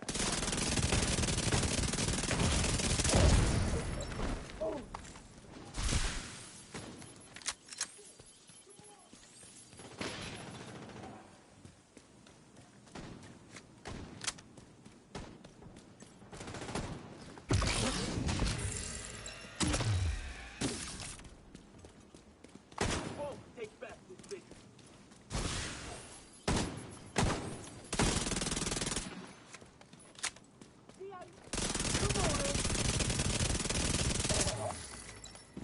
Away with that!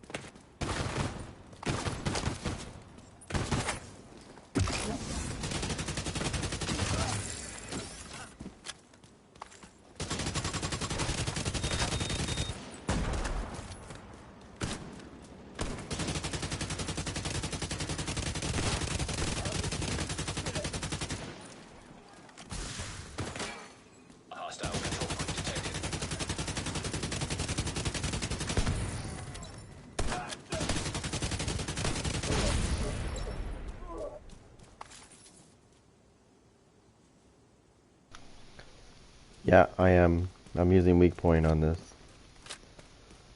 I use this against people in PvP too. You know the ones that run around with the defender drones? I use the same Firefly against them as well. So it instantly destroys their skill. You know the ones that are trying to stack the resistance? Yeah, I have a fix for that. It's called the Demolisher Firefly.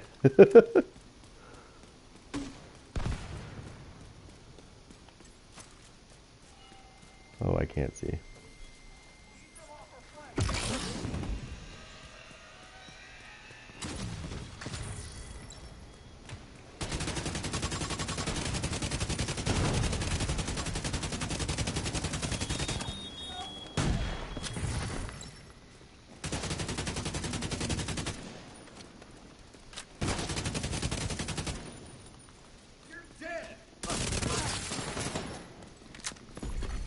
Classified assignment location detected.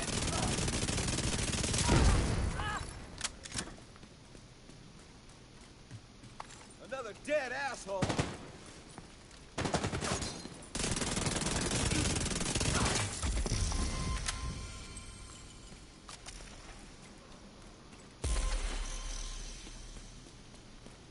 Yeah, it's great. So that's what I normally do, because I see a lot of people, like in PvP, I see a lot of people using the defender drones because they have usually they have like really high expertise, and they've put it on their defender drone to basically have the resistance, the damage resistance. So as soon as and here's the thing, if you try to fight these guys head on, they'll negate a lot of damage, right? But as soon as you take that defender drone down, they go down just like no big deal. Like they go down really quick.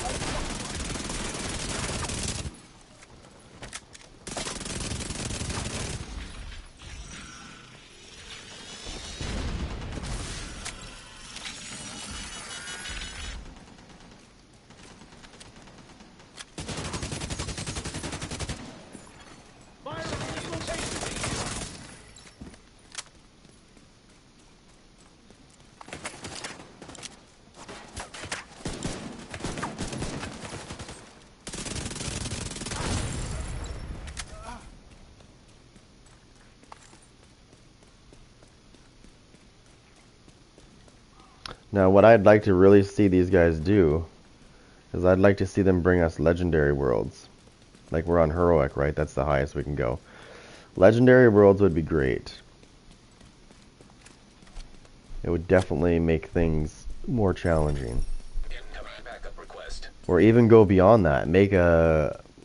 I don't know if you guys are familiar with Diablo, but Diablo has these systems in place where they have like the tiers, right? Like veteran, torment, etc., etc., etc. As you progress through these things, they gets harder and harder and harder and harder. I wouldn't care if they stole that system from Diablo. That'd be cool. I'd be for that, because that would make things a lot cooler in this game.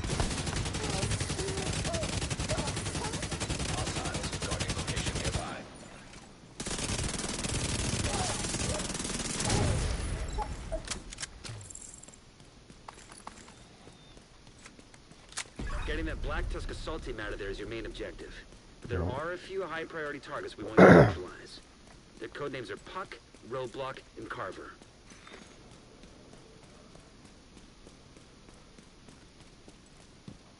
Definitely legendary worlds, though. That'd be cool.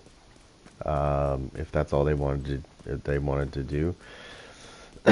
But it would keep everybody happy, right? Because then you could have people that want to go, you know, higher, more difficult, more difficult, more difficult, more difficult.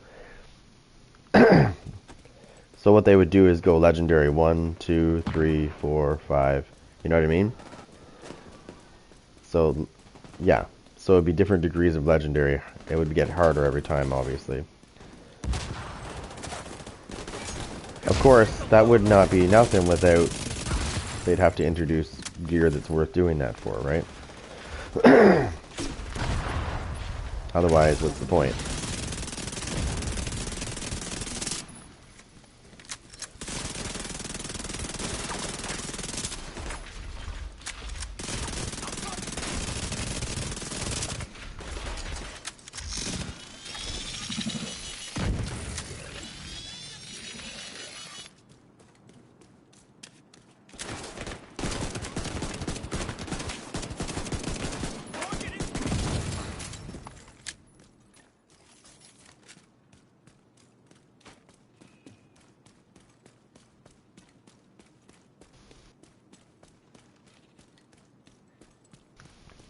I know, I think that would be pretty cool.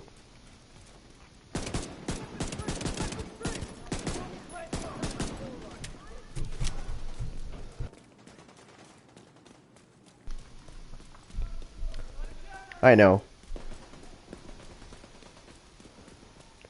That'd be cool though. That system is really cool. I like the way it works. Because it makes things a lot harder. And we're not talking a little bit harder. It makes it a lot harder. Just going up one level in Diablo makes things really difficult.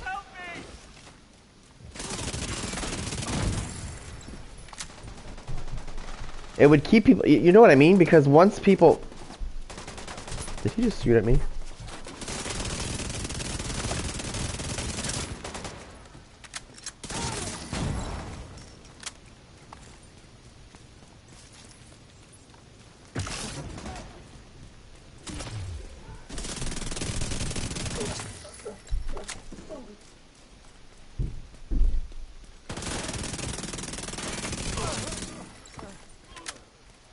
I'm probably going to throw some Diablo on after this, actually, to be honest.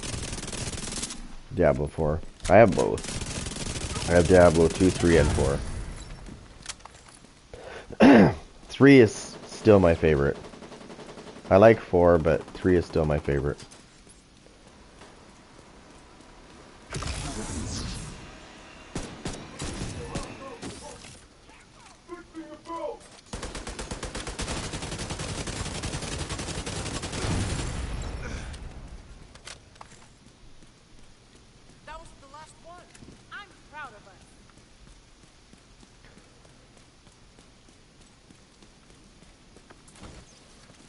I'm trying to get my, right now I'm trying to get my rogue. I'm trying to level him up. He's pretty good. I like the rogue.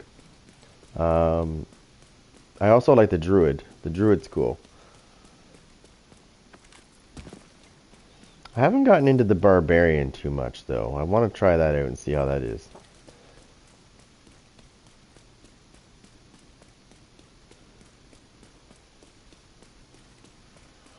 Yeah, I'm not that high. I'm still low, actually. Because in the very beginning of Diablo, like when Diablo 4 came out,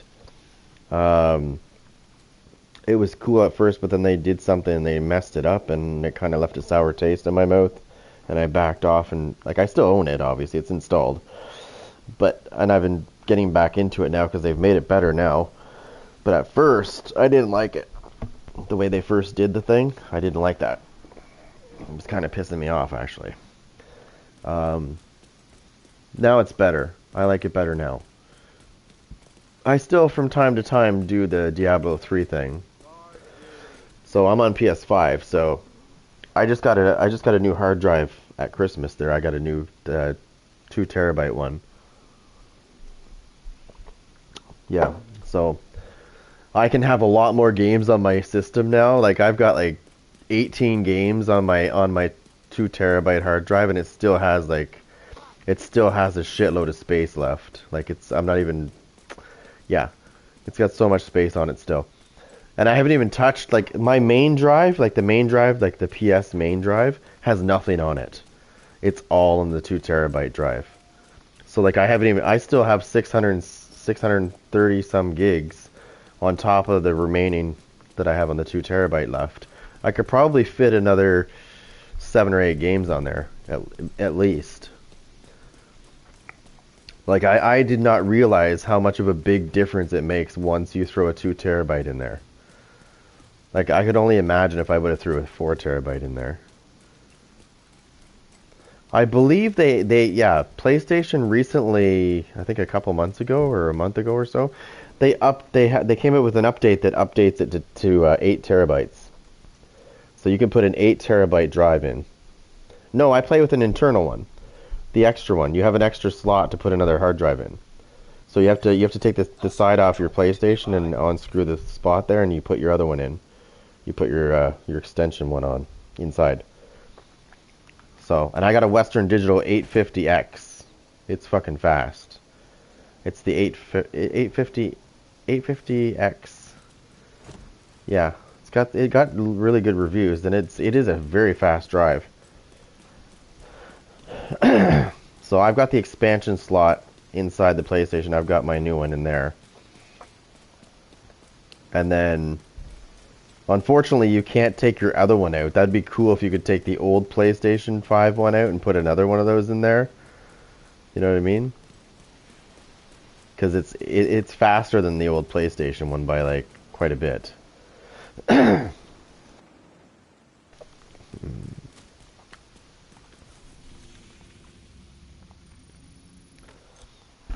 I was gonna go with the Samsung brand for the hard drives because they're pretty good. See, I don't need to do that, right? Because I got so much space now. I've got close to 3 terabytes. If you combine the original PlayStation drive with the expansion, it's close to 3 terabytes. Now, what I was saying was the new update that Sony brought out like a month or two ago or so. They increased the capacity to 8 terabytes. But if you go online right now and you Google an 8 terabyte drive, let me know how much it costs, because I'm pretty sure I think it's somewhere in the ballpark of over $1,000 for an 8 terabyte hard drive for this style of hard drive, because it looks more like a memory stick, right? I was looking at that earlier, like an 8 terabyte. Like, who needs a fucking 8 terabyte hard drive? Come on. Unless you're downloading a lot of porn. I'm just saying. Not on PlayStation, though. Like, on PlayStation, why do you need an 8 terabyte hard drive?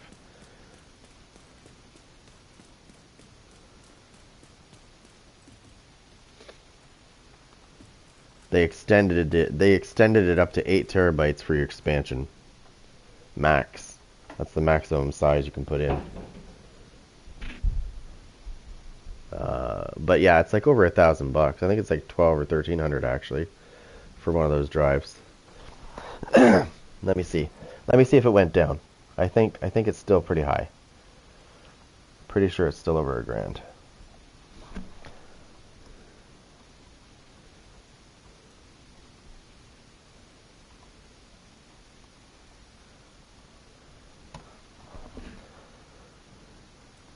Oh, maybe they came down in price. My bad. Let me see.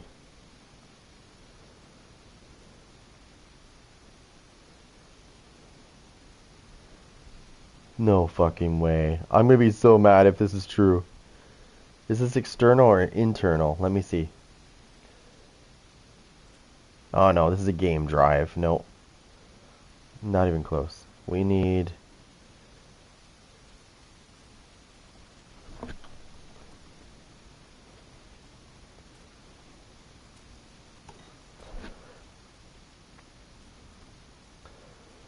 Where is it? Where is there an 8 terabyte one? Alright, let's go here. Wait, let's see what that just said.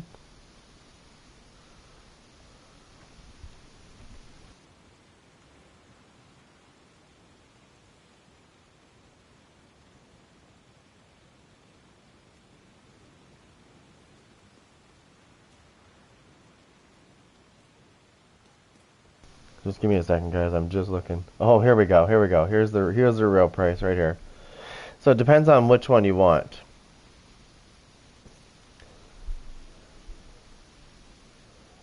So for a Corsair, 8 terabyte. It is $1,189 for an 8 terabyte. So yeah, it's like $1,200. Like I said, it's still pretty high. And for PS5, I don't think you really need. I mean, 2 terabytes is great. It's more than enough space. I've got so many games on my drive, and these aren't small games.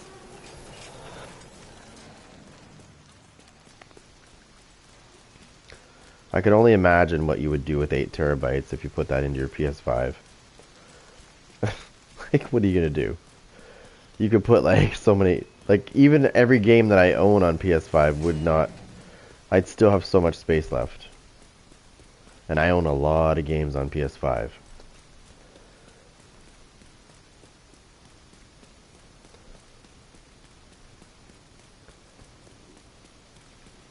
I think the last time I looked at the catalog, because it's a mixture of PS4 and PS5. That's what I mean. Like, I'd have so much space, and I'd be like, okay, I have all my games on one drive, and I still have like so much space left. It's just overkill.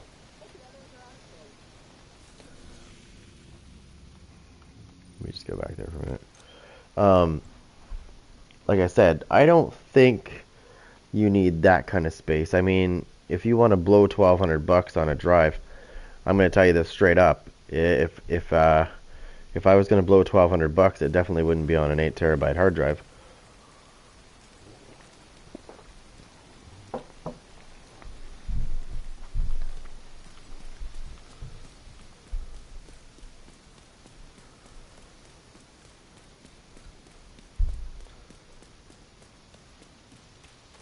Like, I recently upgraded my laptop. My laptop was an i7. I can't remember what it was now. But it was fast. For its time, it was fast. That was about 4 years ago, it was fast. But now, like, I'm doing video editing and stuff, and I'm doing a lot of other stuff, and I noticed that, like, it's taken forever to get things going. When I'm done editing a video and I start to render it, I've noticed how slow that it took like 2 hours to fucking render something. And so I upgraded my laptop. I think I paid close to it was over $2,000 for this one. But it can do that in like 5 minutes. The job that it would take the other one 2 hours to do, I can do it in 5 minutes, if that. So, big difference in technology in 4 years. It was getting annoying because like I was trying to edit videos and it was like, oh my god, like just a simple video is taking forever to render, and that it was like, yeah, no, it's time to upgrade.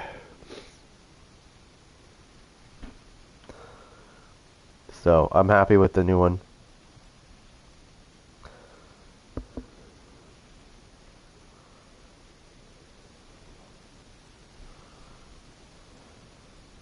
Yeah, but are you in the States? Keep in mind, if you see an 8 terabyte drive that's $200, the speed on that probably won't even touch the minimum requirements on PlayStation, right?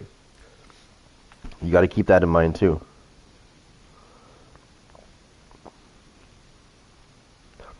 I got a really good deal on this 2 terabyte drive, so I went for it. It was like $200. I was like, yep, perfect. Because prior to me buying that, it was close to $400 for the same drive. A couple months before that. So I waited for the price to drop. But I was gonna say, if you're American, $6.99 American, then do the exchange because I'm Canadian. So that would be much more than $6.99 for me to buy. Right? We pay some of the most expensive fucking prices in the world, I think, when it comes to technology. We do. Here in Canada, we get fucking screwed. Like cell phones, for example, our cell phone bills, we pay some of the highest. Because the reason why that is because our country decided that we don't want to let anybody else in, right? We have 3 big companies, and that's it. There's 3 huge companies. And that's it. That's your competition. So everything's high. If we started letting shit in here, which I think they should, shit would go down. Big time. Our bills probably would too, because we could just go to the competition, right? But right now, they really don't have much competition. There's 3 companies that are huge. Now, they have a bunch of small companies, but they are owned by the big companies, if that makes sense. So there's 3 big companies that own a bunch of small companies. So it's the same people. They've just created little companies. That's not really competition, in my opinion. Competition would be letting, like, 10 or 12 more providers into the country. That's competition. But they don't want to do that. The government right now is trying to force it, though. They're trying to force competition to be able to get competition in here, because they have to pay the same bills we do. And just think about it. Like, when you're in the States, there's so many different companies that do cell phones. That's why you guys can get cheap shit, because there's tons of competition. You come to our country, and we have 3 big ones and a bunch of little ones that are owned by the big ones, and you're like, wow, I'm paying a lot for this. Alright, I did True Patriot. I actually like that True Patriot build.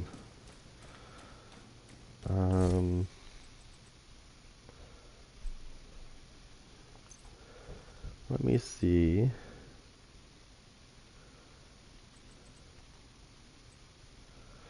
See, one thing that pissed me off when they did the rework of this gear set right here, Tip of the Spear, I kind of liked it better the old way.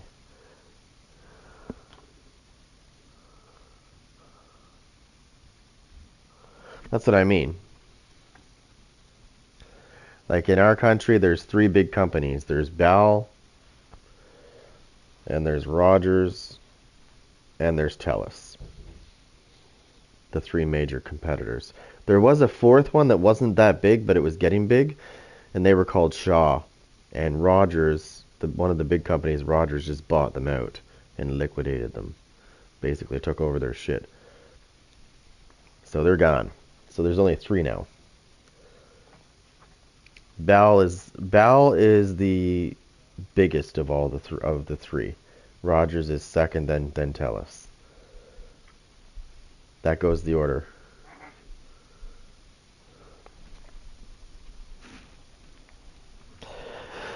I'm just saying, what I'm saying here is when you get like multiple big companies, like we'll say more than 3, we'll say like 10. Even if it is owned by 1 or 2, it's definitely going to drive prices way down. Whereas you only have 3 big ones and a bunch of little ones that are owned by those great big ones.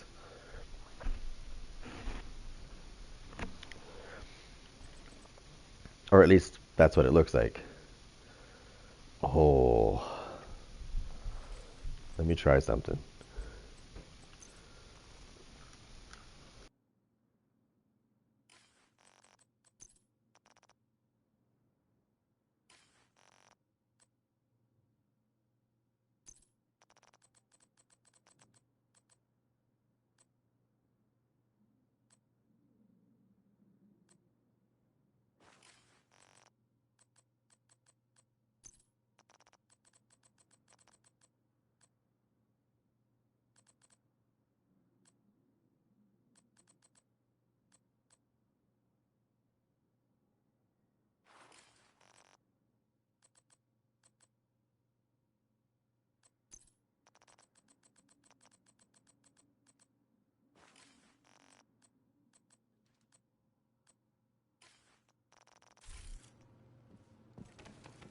This will never do.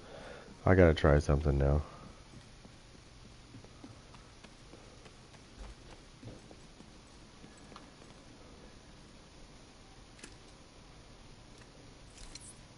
Oh my god.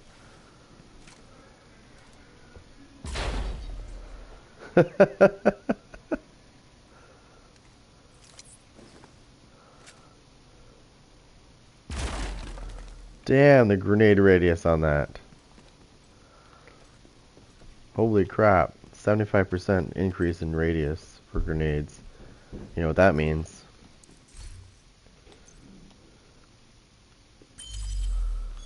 Oh yeah.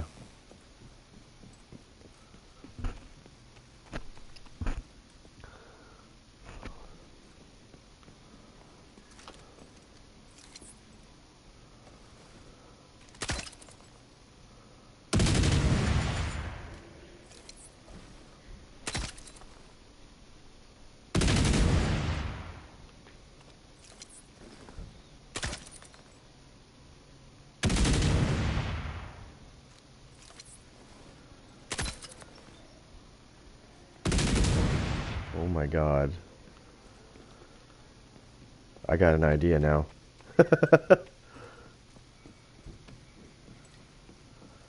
Excuse me.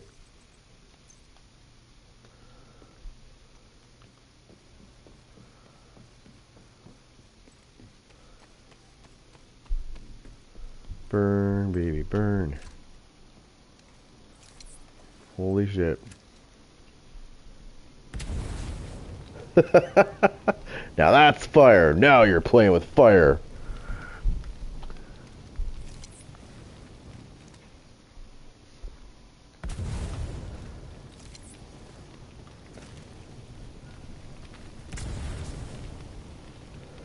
Damn. That's what I'm talking about. Alright, alright. Now I got an idea. Let me see which one that is. Nope, not that one. Okay. So we're gonna just go in here. Just gonna go here.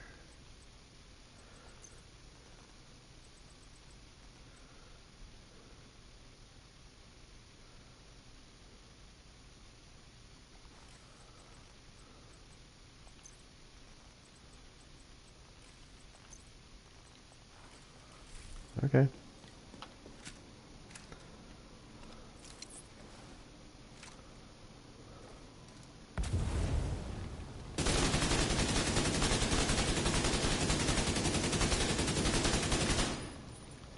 Hold on a second.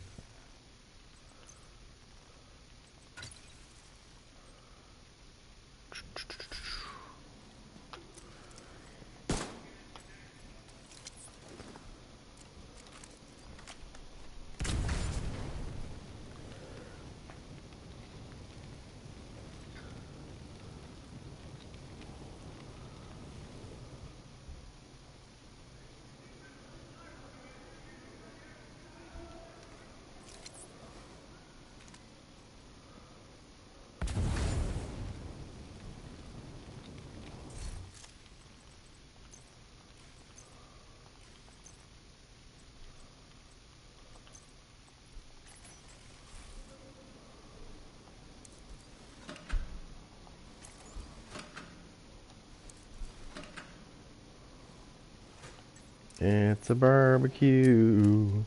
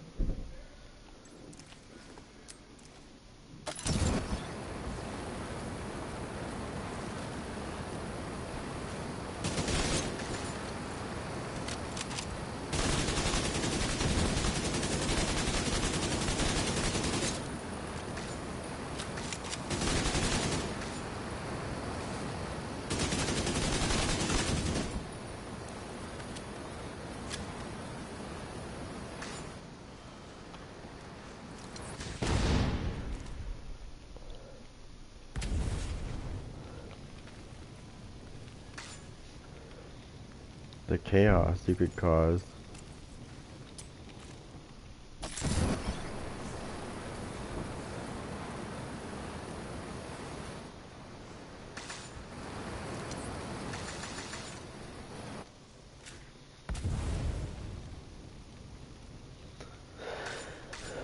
Now let's turn this off because this is enabled. And we'll use it.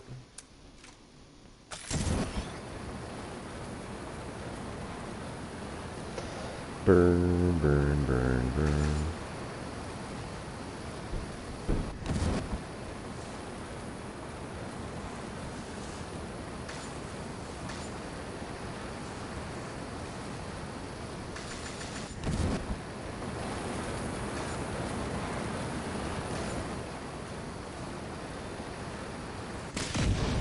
"43 seconds until it comes back," so that's the reality of things. Now,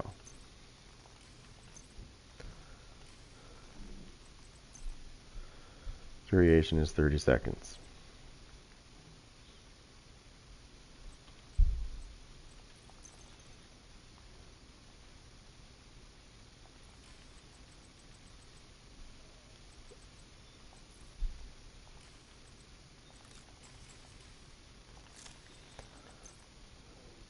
"32, or I get rid of this.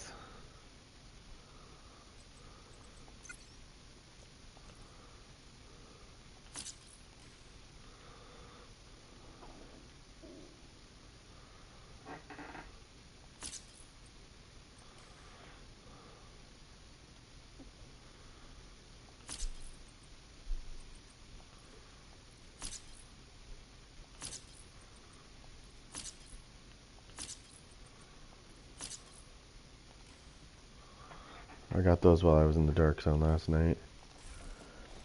Oh, and one here.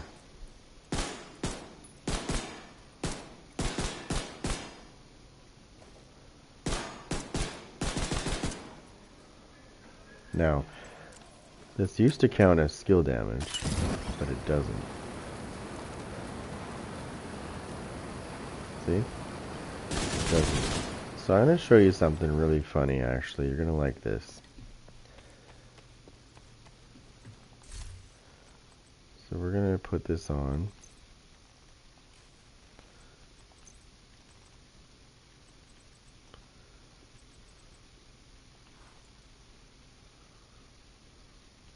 So let me see if I have a better one. What is that, holster? No. Okay, let me see if I have a better one. Or any more.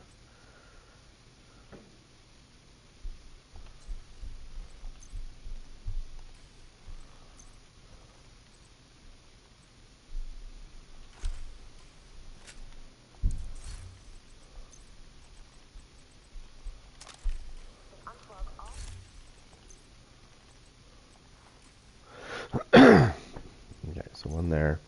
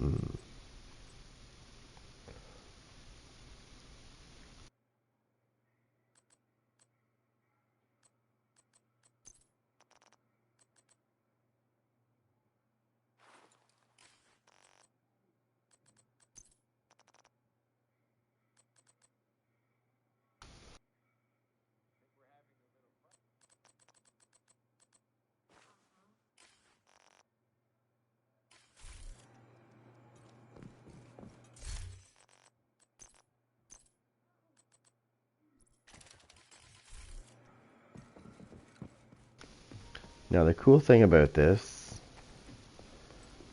I'm going to show you.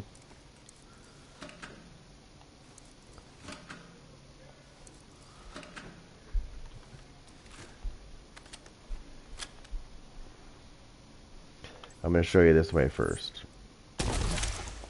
Okay. 82,000, right? See those numbers going down? Cool, cool, cool. Wait for this to run out.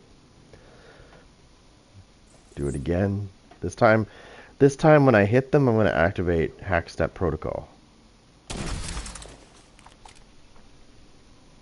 See the difference now? I just gained 18,000 damage per second when I activated Hackstep Protocol.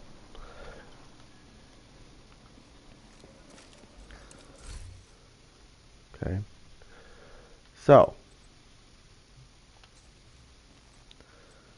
let's put some shit away here. Let's put this away so I can pull something else out. Let's go with this guy right here. Okay. We'll put that back on so that we can put this guy on. Alright. Same thing with this guy. I'm going to make sure I get full stacks before I do anything. 455. I activate Hackstep Protocol. We go up to 501,000 as long as it's running. Boom. Okay. So it works on this guy too. So normally when I run a skill build, it's really weird, like this particular one, which is I'm using Cystic Corruption. Now that's nothing. I haven't done what I was supposed to do, which is get these up more. So what I'm going to do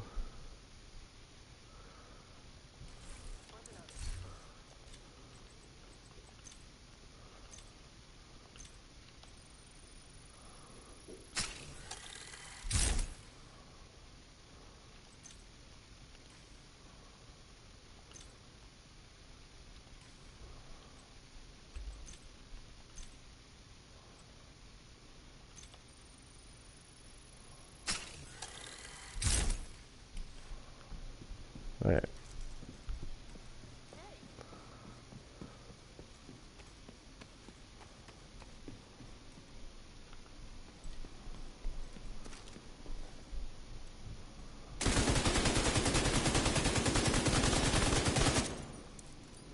Actually, let me reset that.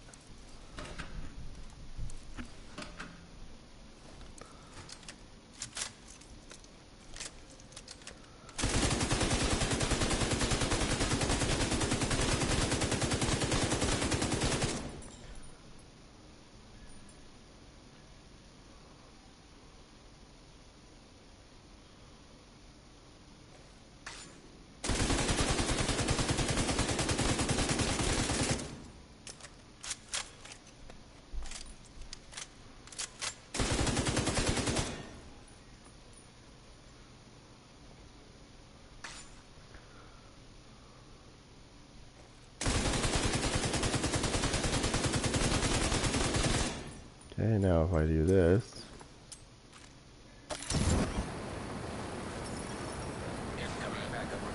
see how the damage is increased quite a bit while the Hackstep Protocol is there. It also works on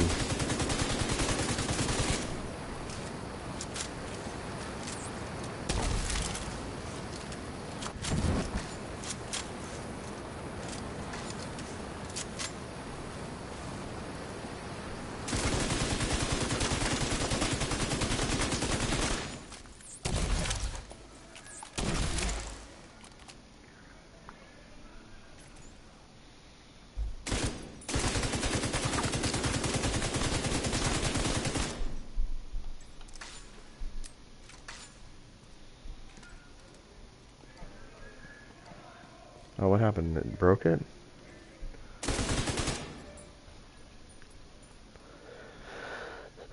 Now let's damage ourselves and see how this works.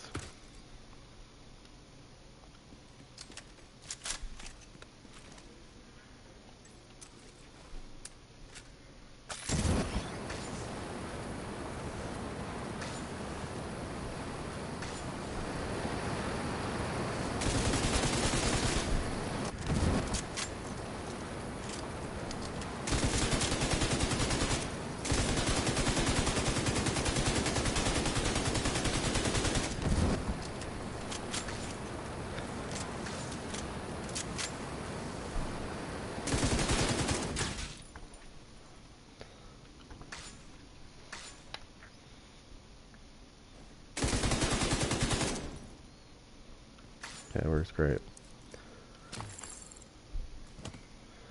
But we all know that I want to use this instead, Because that would be silly.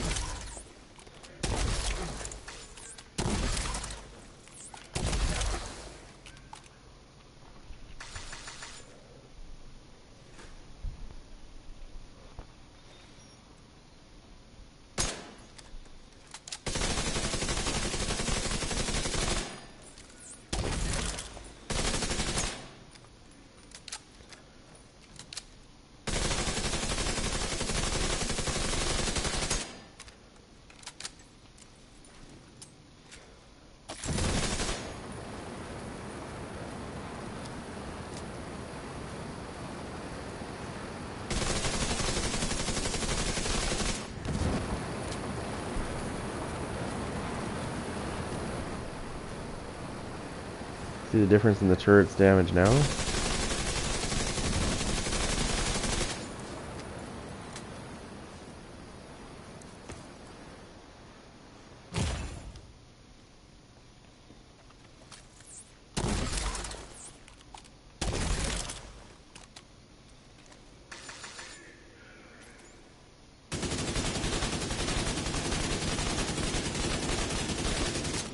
So why is that not working?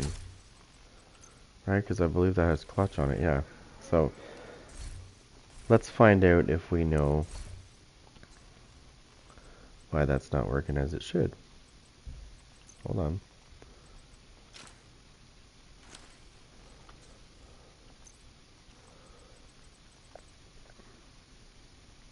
So let's dig deeper.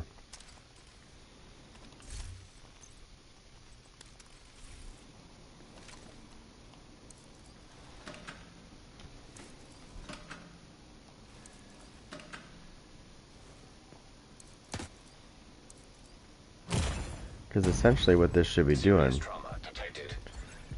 is it should be doing what it's supposed to do.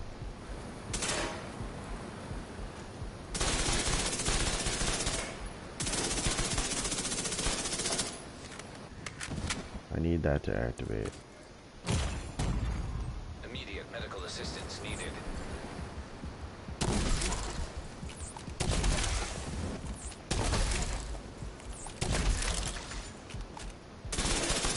There we go.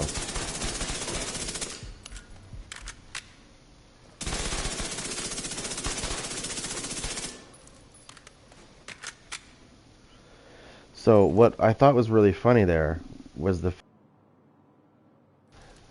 fact that it wasn't working as intended when I was using any other weapon until I switched over to this one right here. Whoops. Until I switched over to this, it wasn't really doing what it was supposed to. And yes, I know there's a heal that happens after you kill something, but that's not actually what I was talking about. If you noticed, when I was shooting the target as well, my healing was going up quick. Right? That's what it's supposed to do. But there's certain weapons that I've noticed it doesn't do that with. Clutch is supposed to work two ways, and it doesn't always work. It depends on your weapon, and I'm pretty sure this weapon makes a big difference in activating that, like what it's supposed to do, which is you're supposed to get the opportunity to bring back your health really quick when you spray a target, right? But I just used a couple different weapons and let it activate, and it wasn't doing shit when I was hitting my target.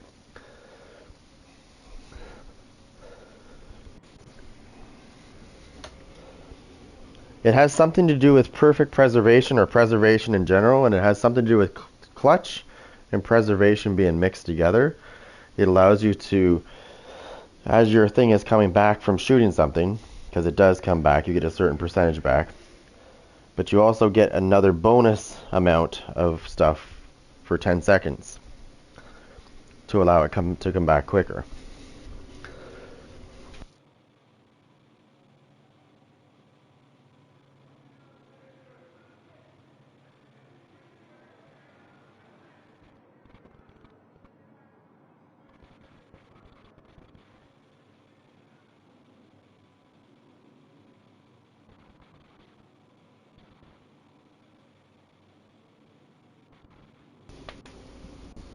So,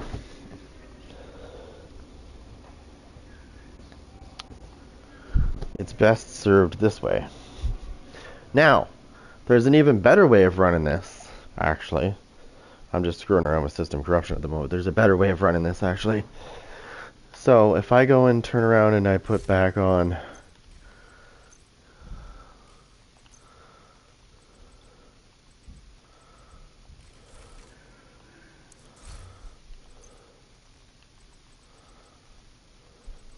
where'd I put it?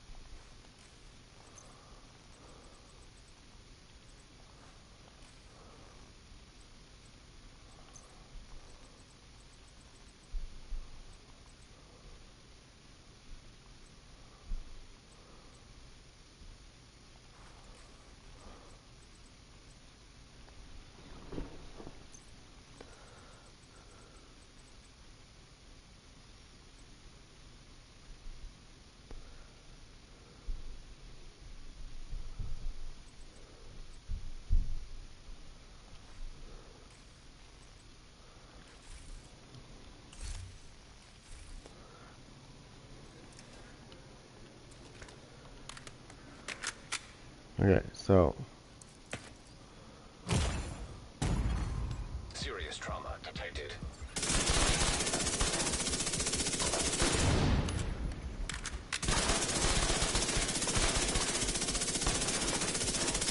see what I mean?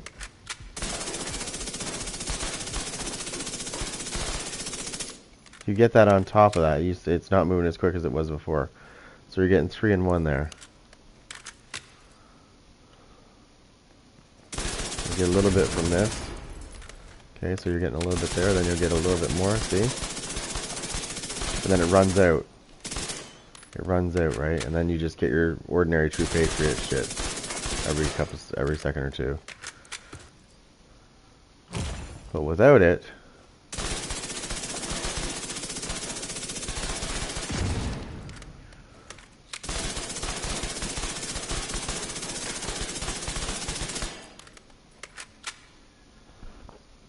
right?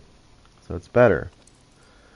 I like to run this. If I'm going to run it this way, I'm going to run it with my True Patriot. Now, here's the other one too. So the more reds you have, the better it works. Vice versa with True Patriot, the more the more blues you have, the stronger the explosions are. That's how it works.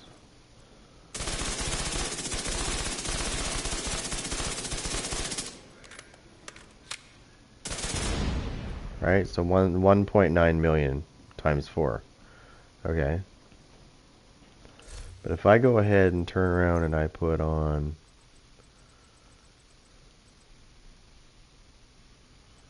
I don't even think it matters that. Let's just put one more blue on and see.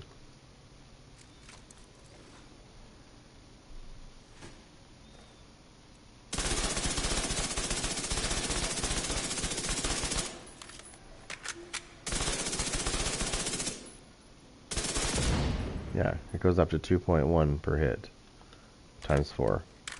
Okay, and if I put another blue on,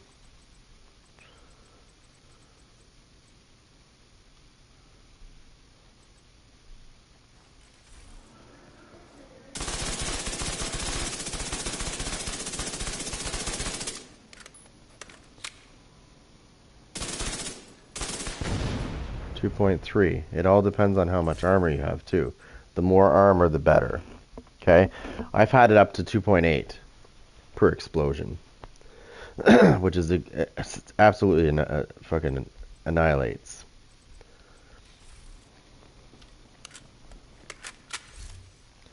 Which gives me 1.8 million armor.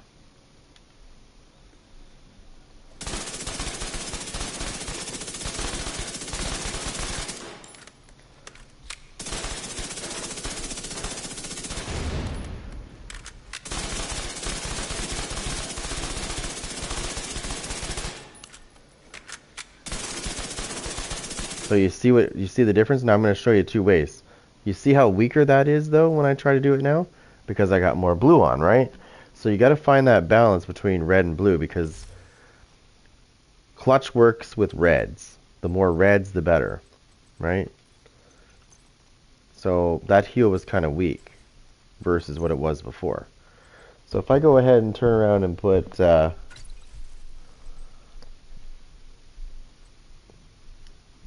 that on, that will give me 1 red. But I'll still be able to keep my blue, right? So now I have 1.9. And I added a red to the mix. So it should make it slightly better when this thing dies. Oh shit, sorry, I took clutch off. I gotta put clutch back on.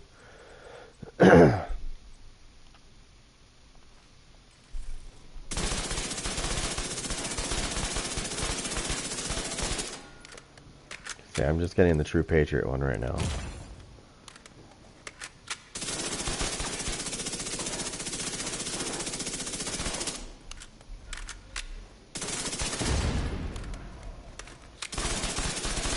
See, it's a little bit better, right? A little bit better, right? Alright, let's go True Patriot now.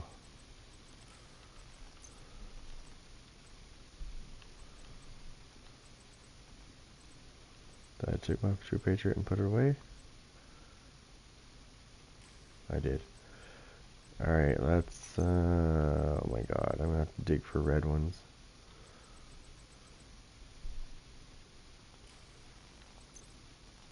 Gonna make me dig for my red ones. True Patriot there. I don't know if I have a True Patriot mask.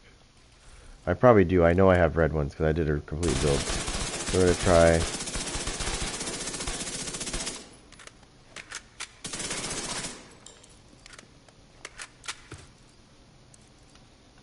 So I just added another red.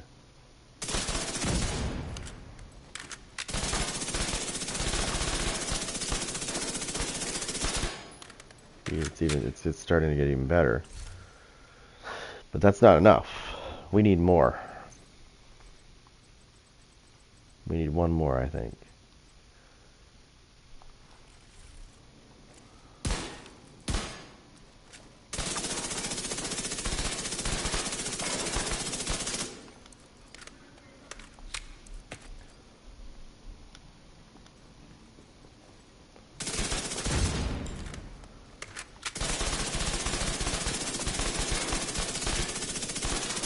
Yeah, that's better. One more. Somehow we're gonna have to find one more. So mask, holster, or gloves. I must have one somewhere. I know I do. Because I was playing around with True Patriot as a red build, so that's how I know. It might be on a different character.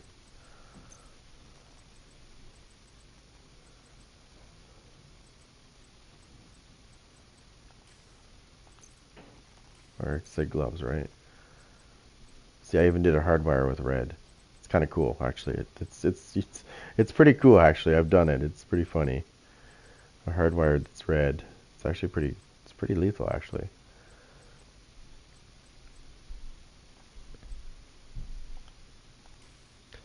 Okay, so I do have a glove. Okay, let's put something away. Let's put this away. Go to my stash, go to my gloves, go back down.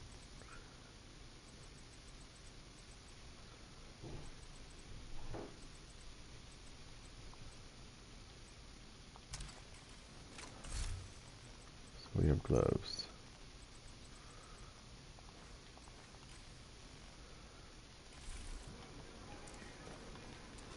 There should be more than enough now.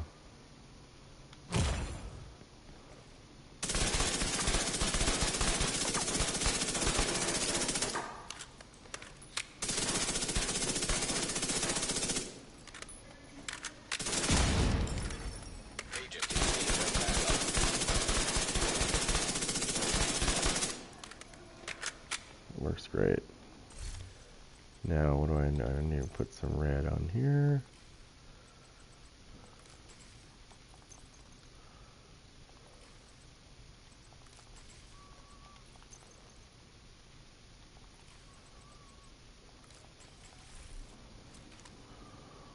do that again.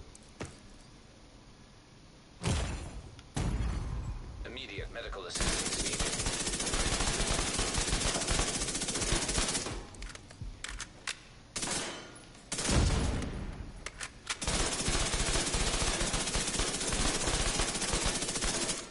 Nice, perfect.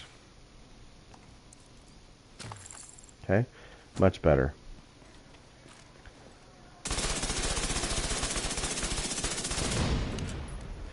Now the explosions are only worth 1.6 million, but that's still quite a bit.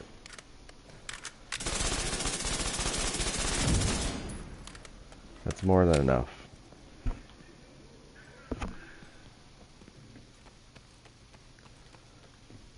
So you gotta kind of find try to find that balance. Because True Patriot works best. If you want maximum explosion damage, then you need blues. You need to go blue. And it has to do with your armor. The more armor, the better.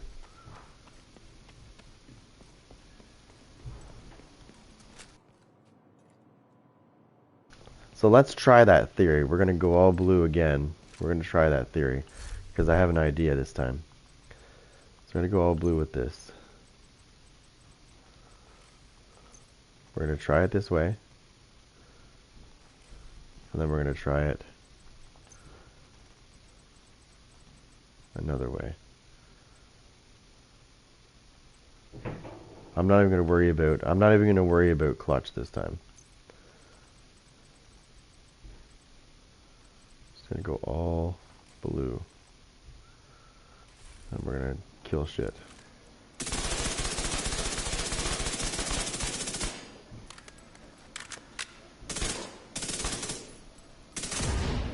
.3, almost 2.4, right?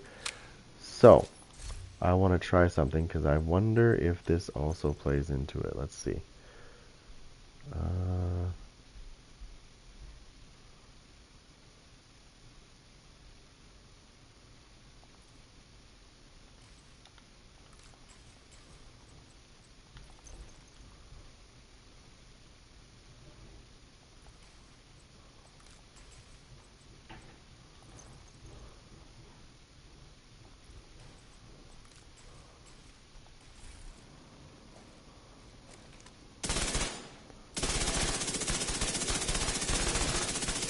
Yeah, let's try this out.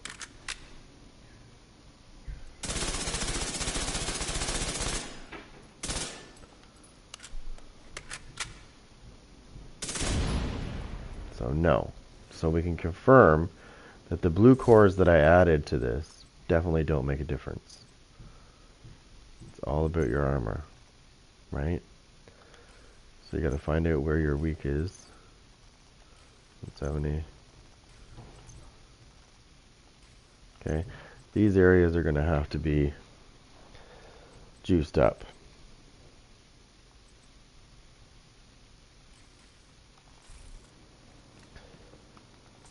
Like I said, I was able to get this thing up to like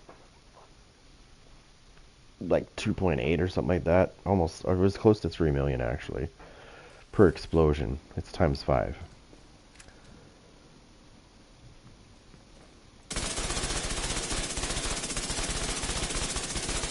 So there's what it looks like.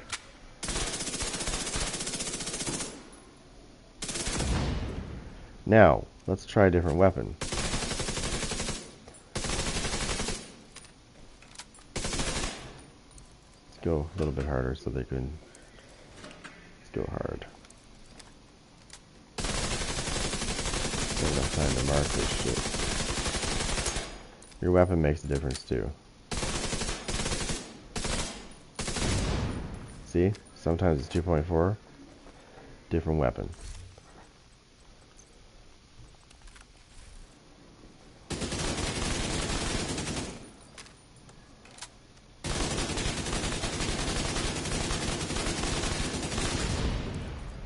Different weapon.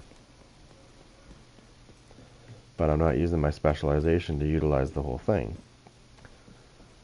Right? Because it also depends on what you have in your thing.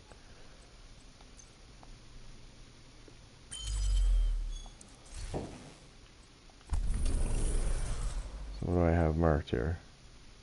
Assault rifle damage? Yes. Perfect. Technician's laser pointer, so I don't have to use pulse. It's an automatic thing now.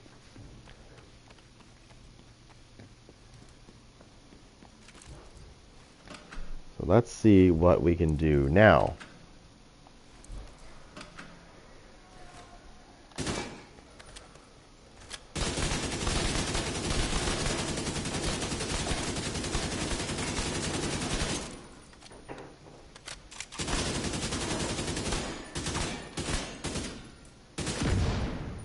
I didn't get to see the damage. Okay. That's crazy.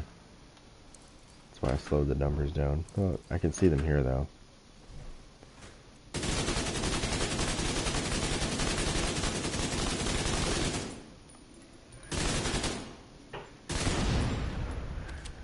Still the same.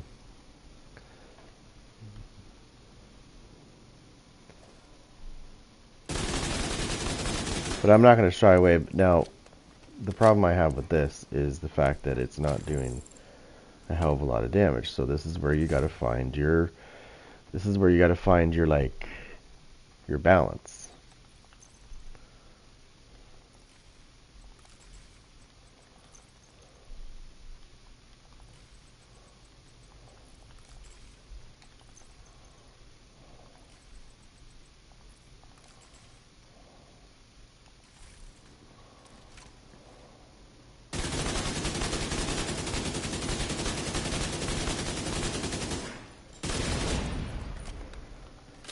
I'm certainly not going to complain if there's an explosion that's doing that much damage.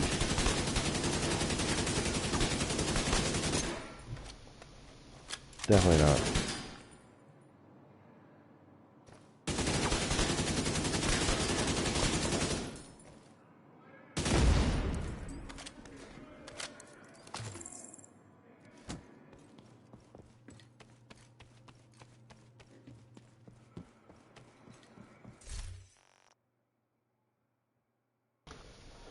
Okay, so it's gonna be fairly high.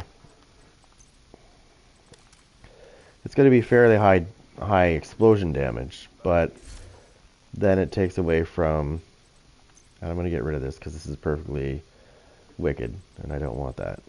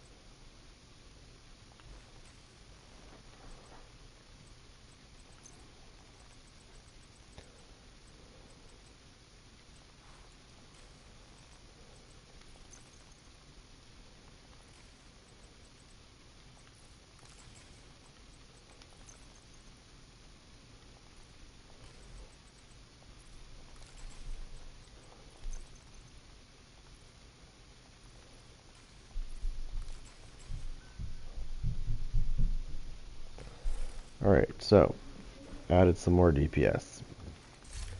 Took us down to 1.5.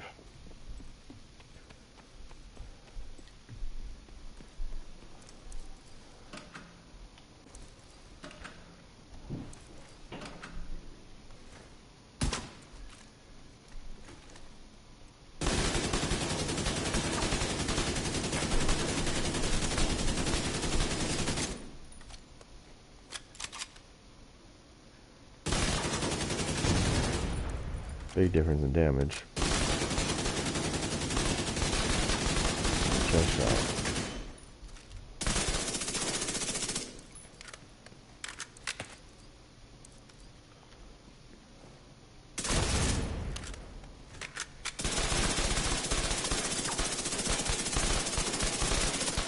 Perfect. So sacrifice a little bit of damage. Or sorry, a little bit of armor to put the little bit of damage, because your explosions are going to go down a little bit because you've taking some armor away, but as long as you don't go too crazy with taking armor away, you should be fine. You should definitely be fine because you want to find that balance of enough armor to do good explosions, but not enough so that it's like stupid slow.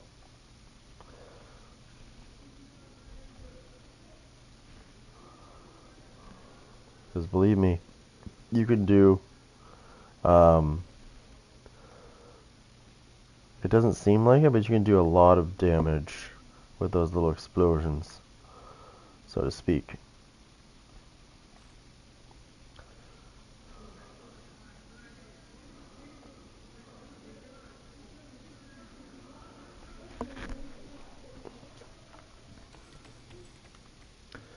Now,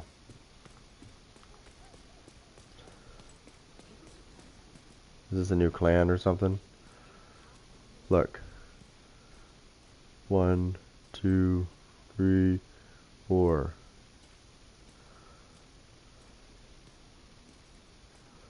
Don't you wish you looked as good as me?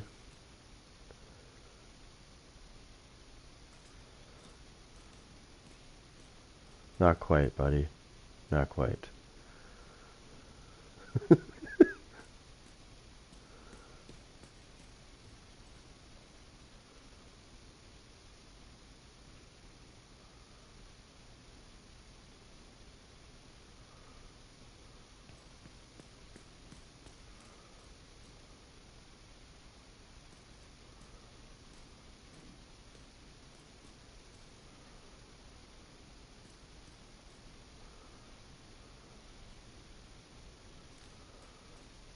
I think it's time to lose the Christmas sweater, buddy. Oh, you're using the coyote mask.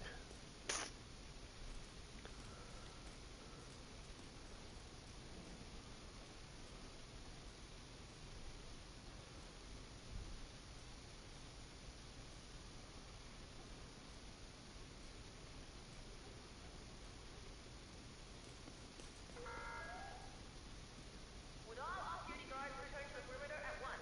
I repeat, all off-duty guards must return to the perimeter. So, now, let's go play.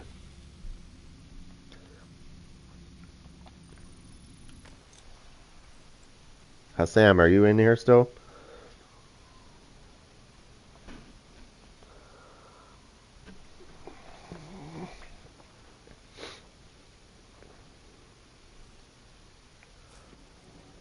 Nope, we gotta do the scan.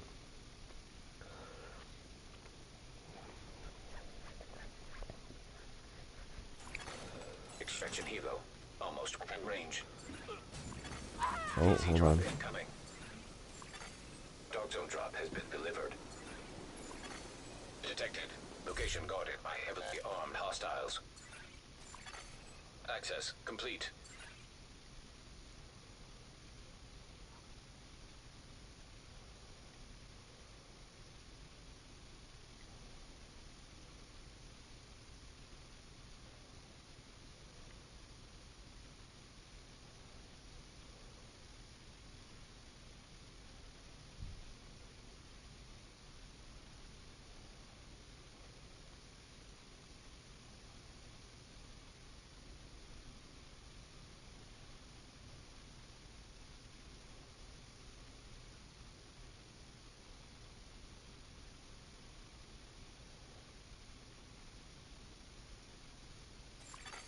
DZ drop claimed by a Shade agent. Heavily armed hostiles guarding location nearby. Dog zone drop has expired. It'd be fun to come in here, but I think what would happen here would be not good because I think those three guys that I just saw, I think they're working together. And I think they would rogue somebody that's like, you know what I mean? Reception limited. Proximity coverage only. Helo is returning to base.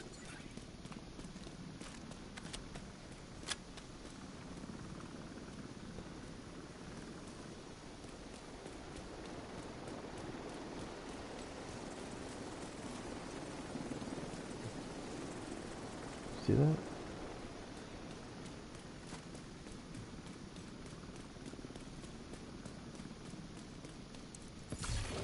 Now detecting contaminated gear.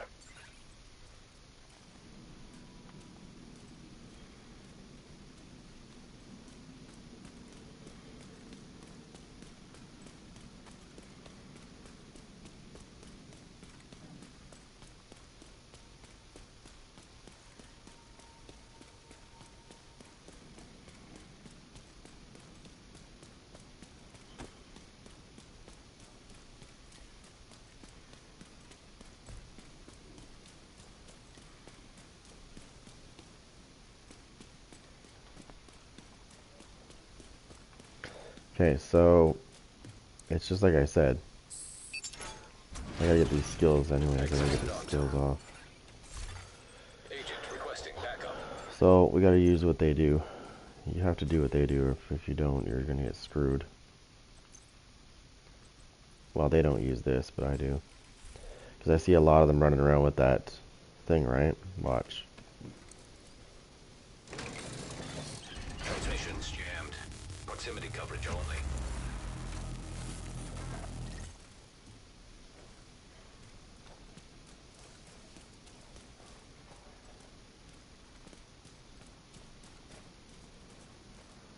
He's pro.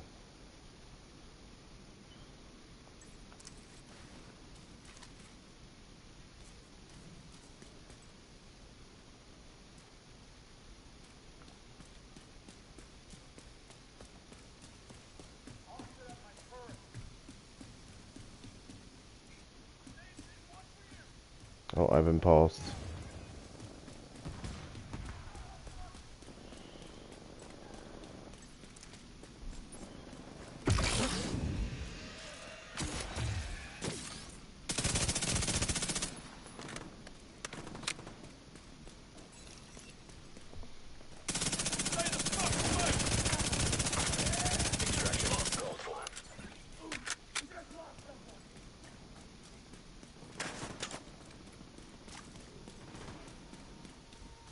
He's right there.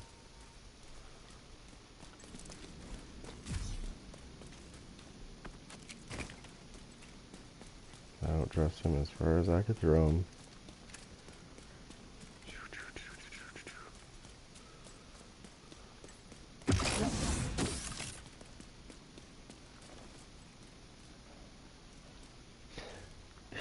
I need to get some people in here with me.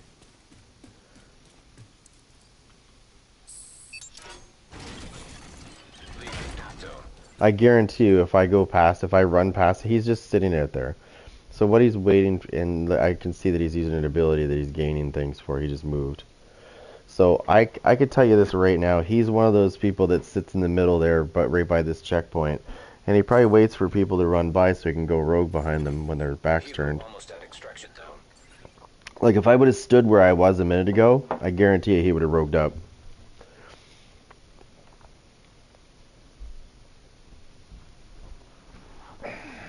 He would have been sweating like a motherfucker, too. He would have been sweating so bad. Sweating it up. I have advice for these guys, too. They need to get a girlfriend. But, I'm going to jump off here, and I'm going to jump on Diablo 4. If you guys want to come and watch that, I'm going to throw that on. But thanks for watching. Don't forget to subscribe, guys. Really helps the channel out big time. And I will see you guys in a minute, for those that are coming.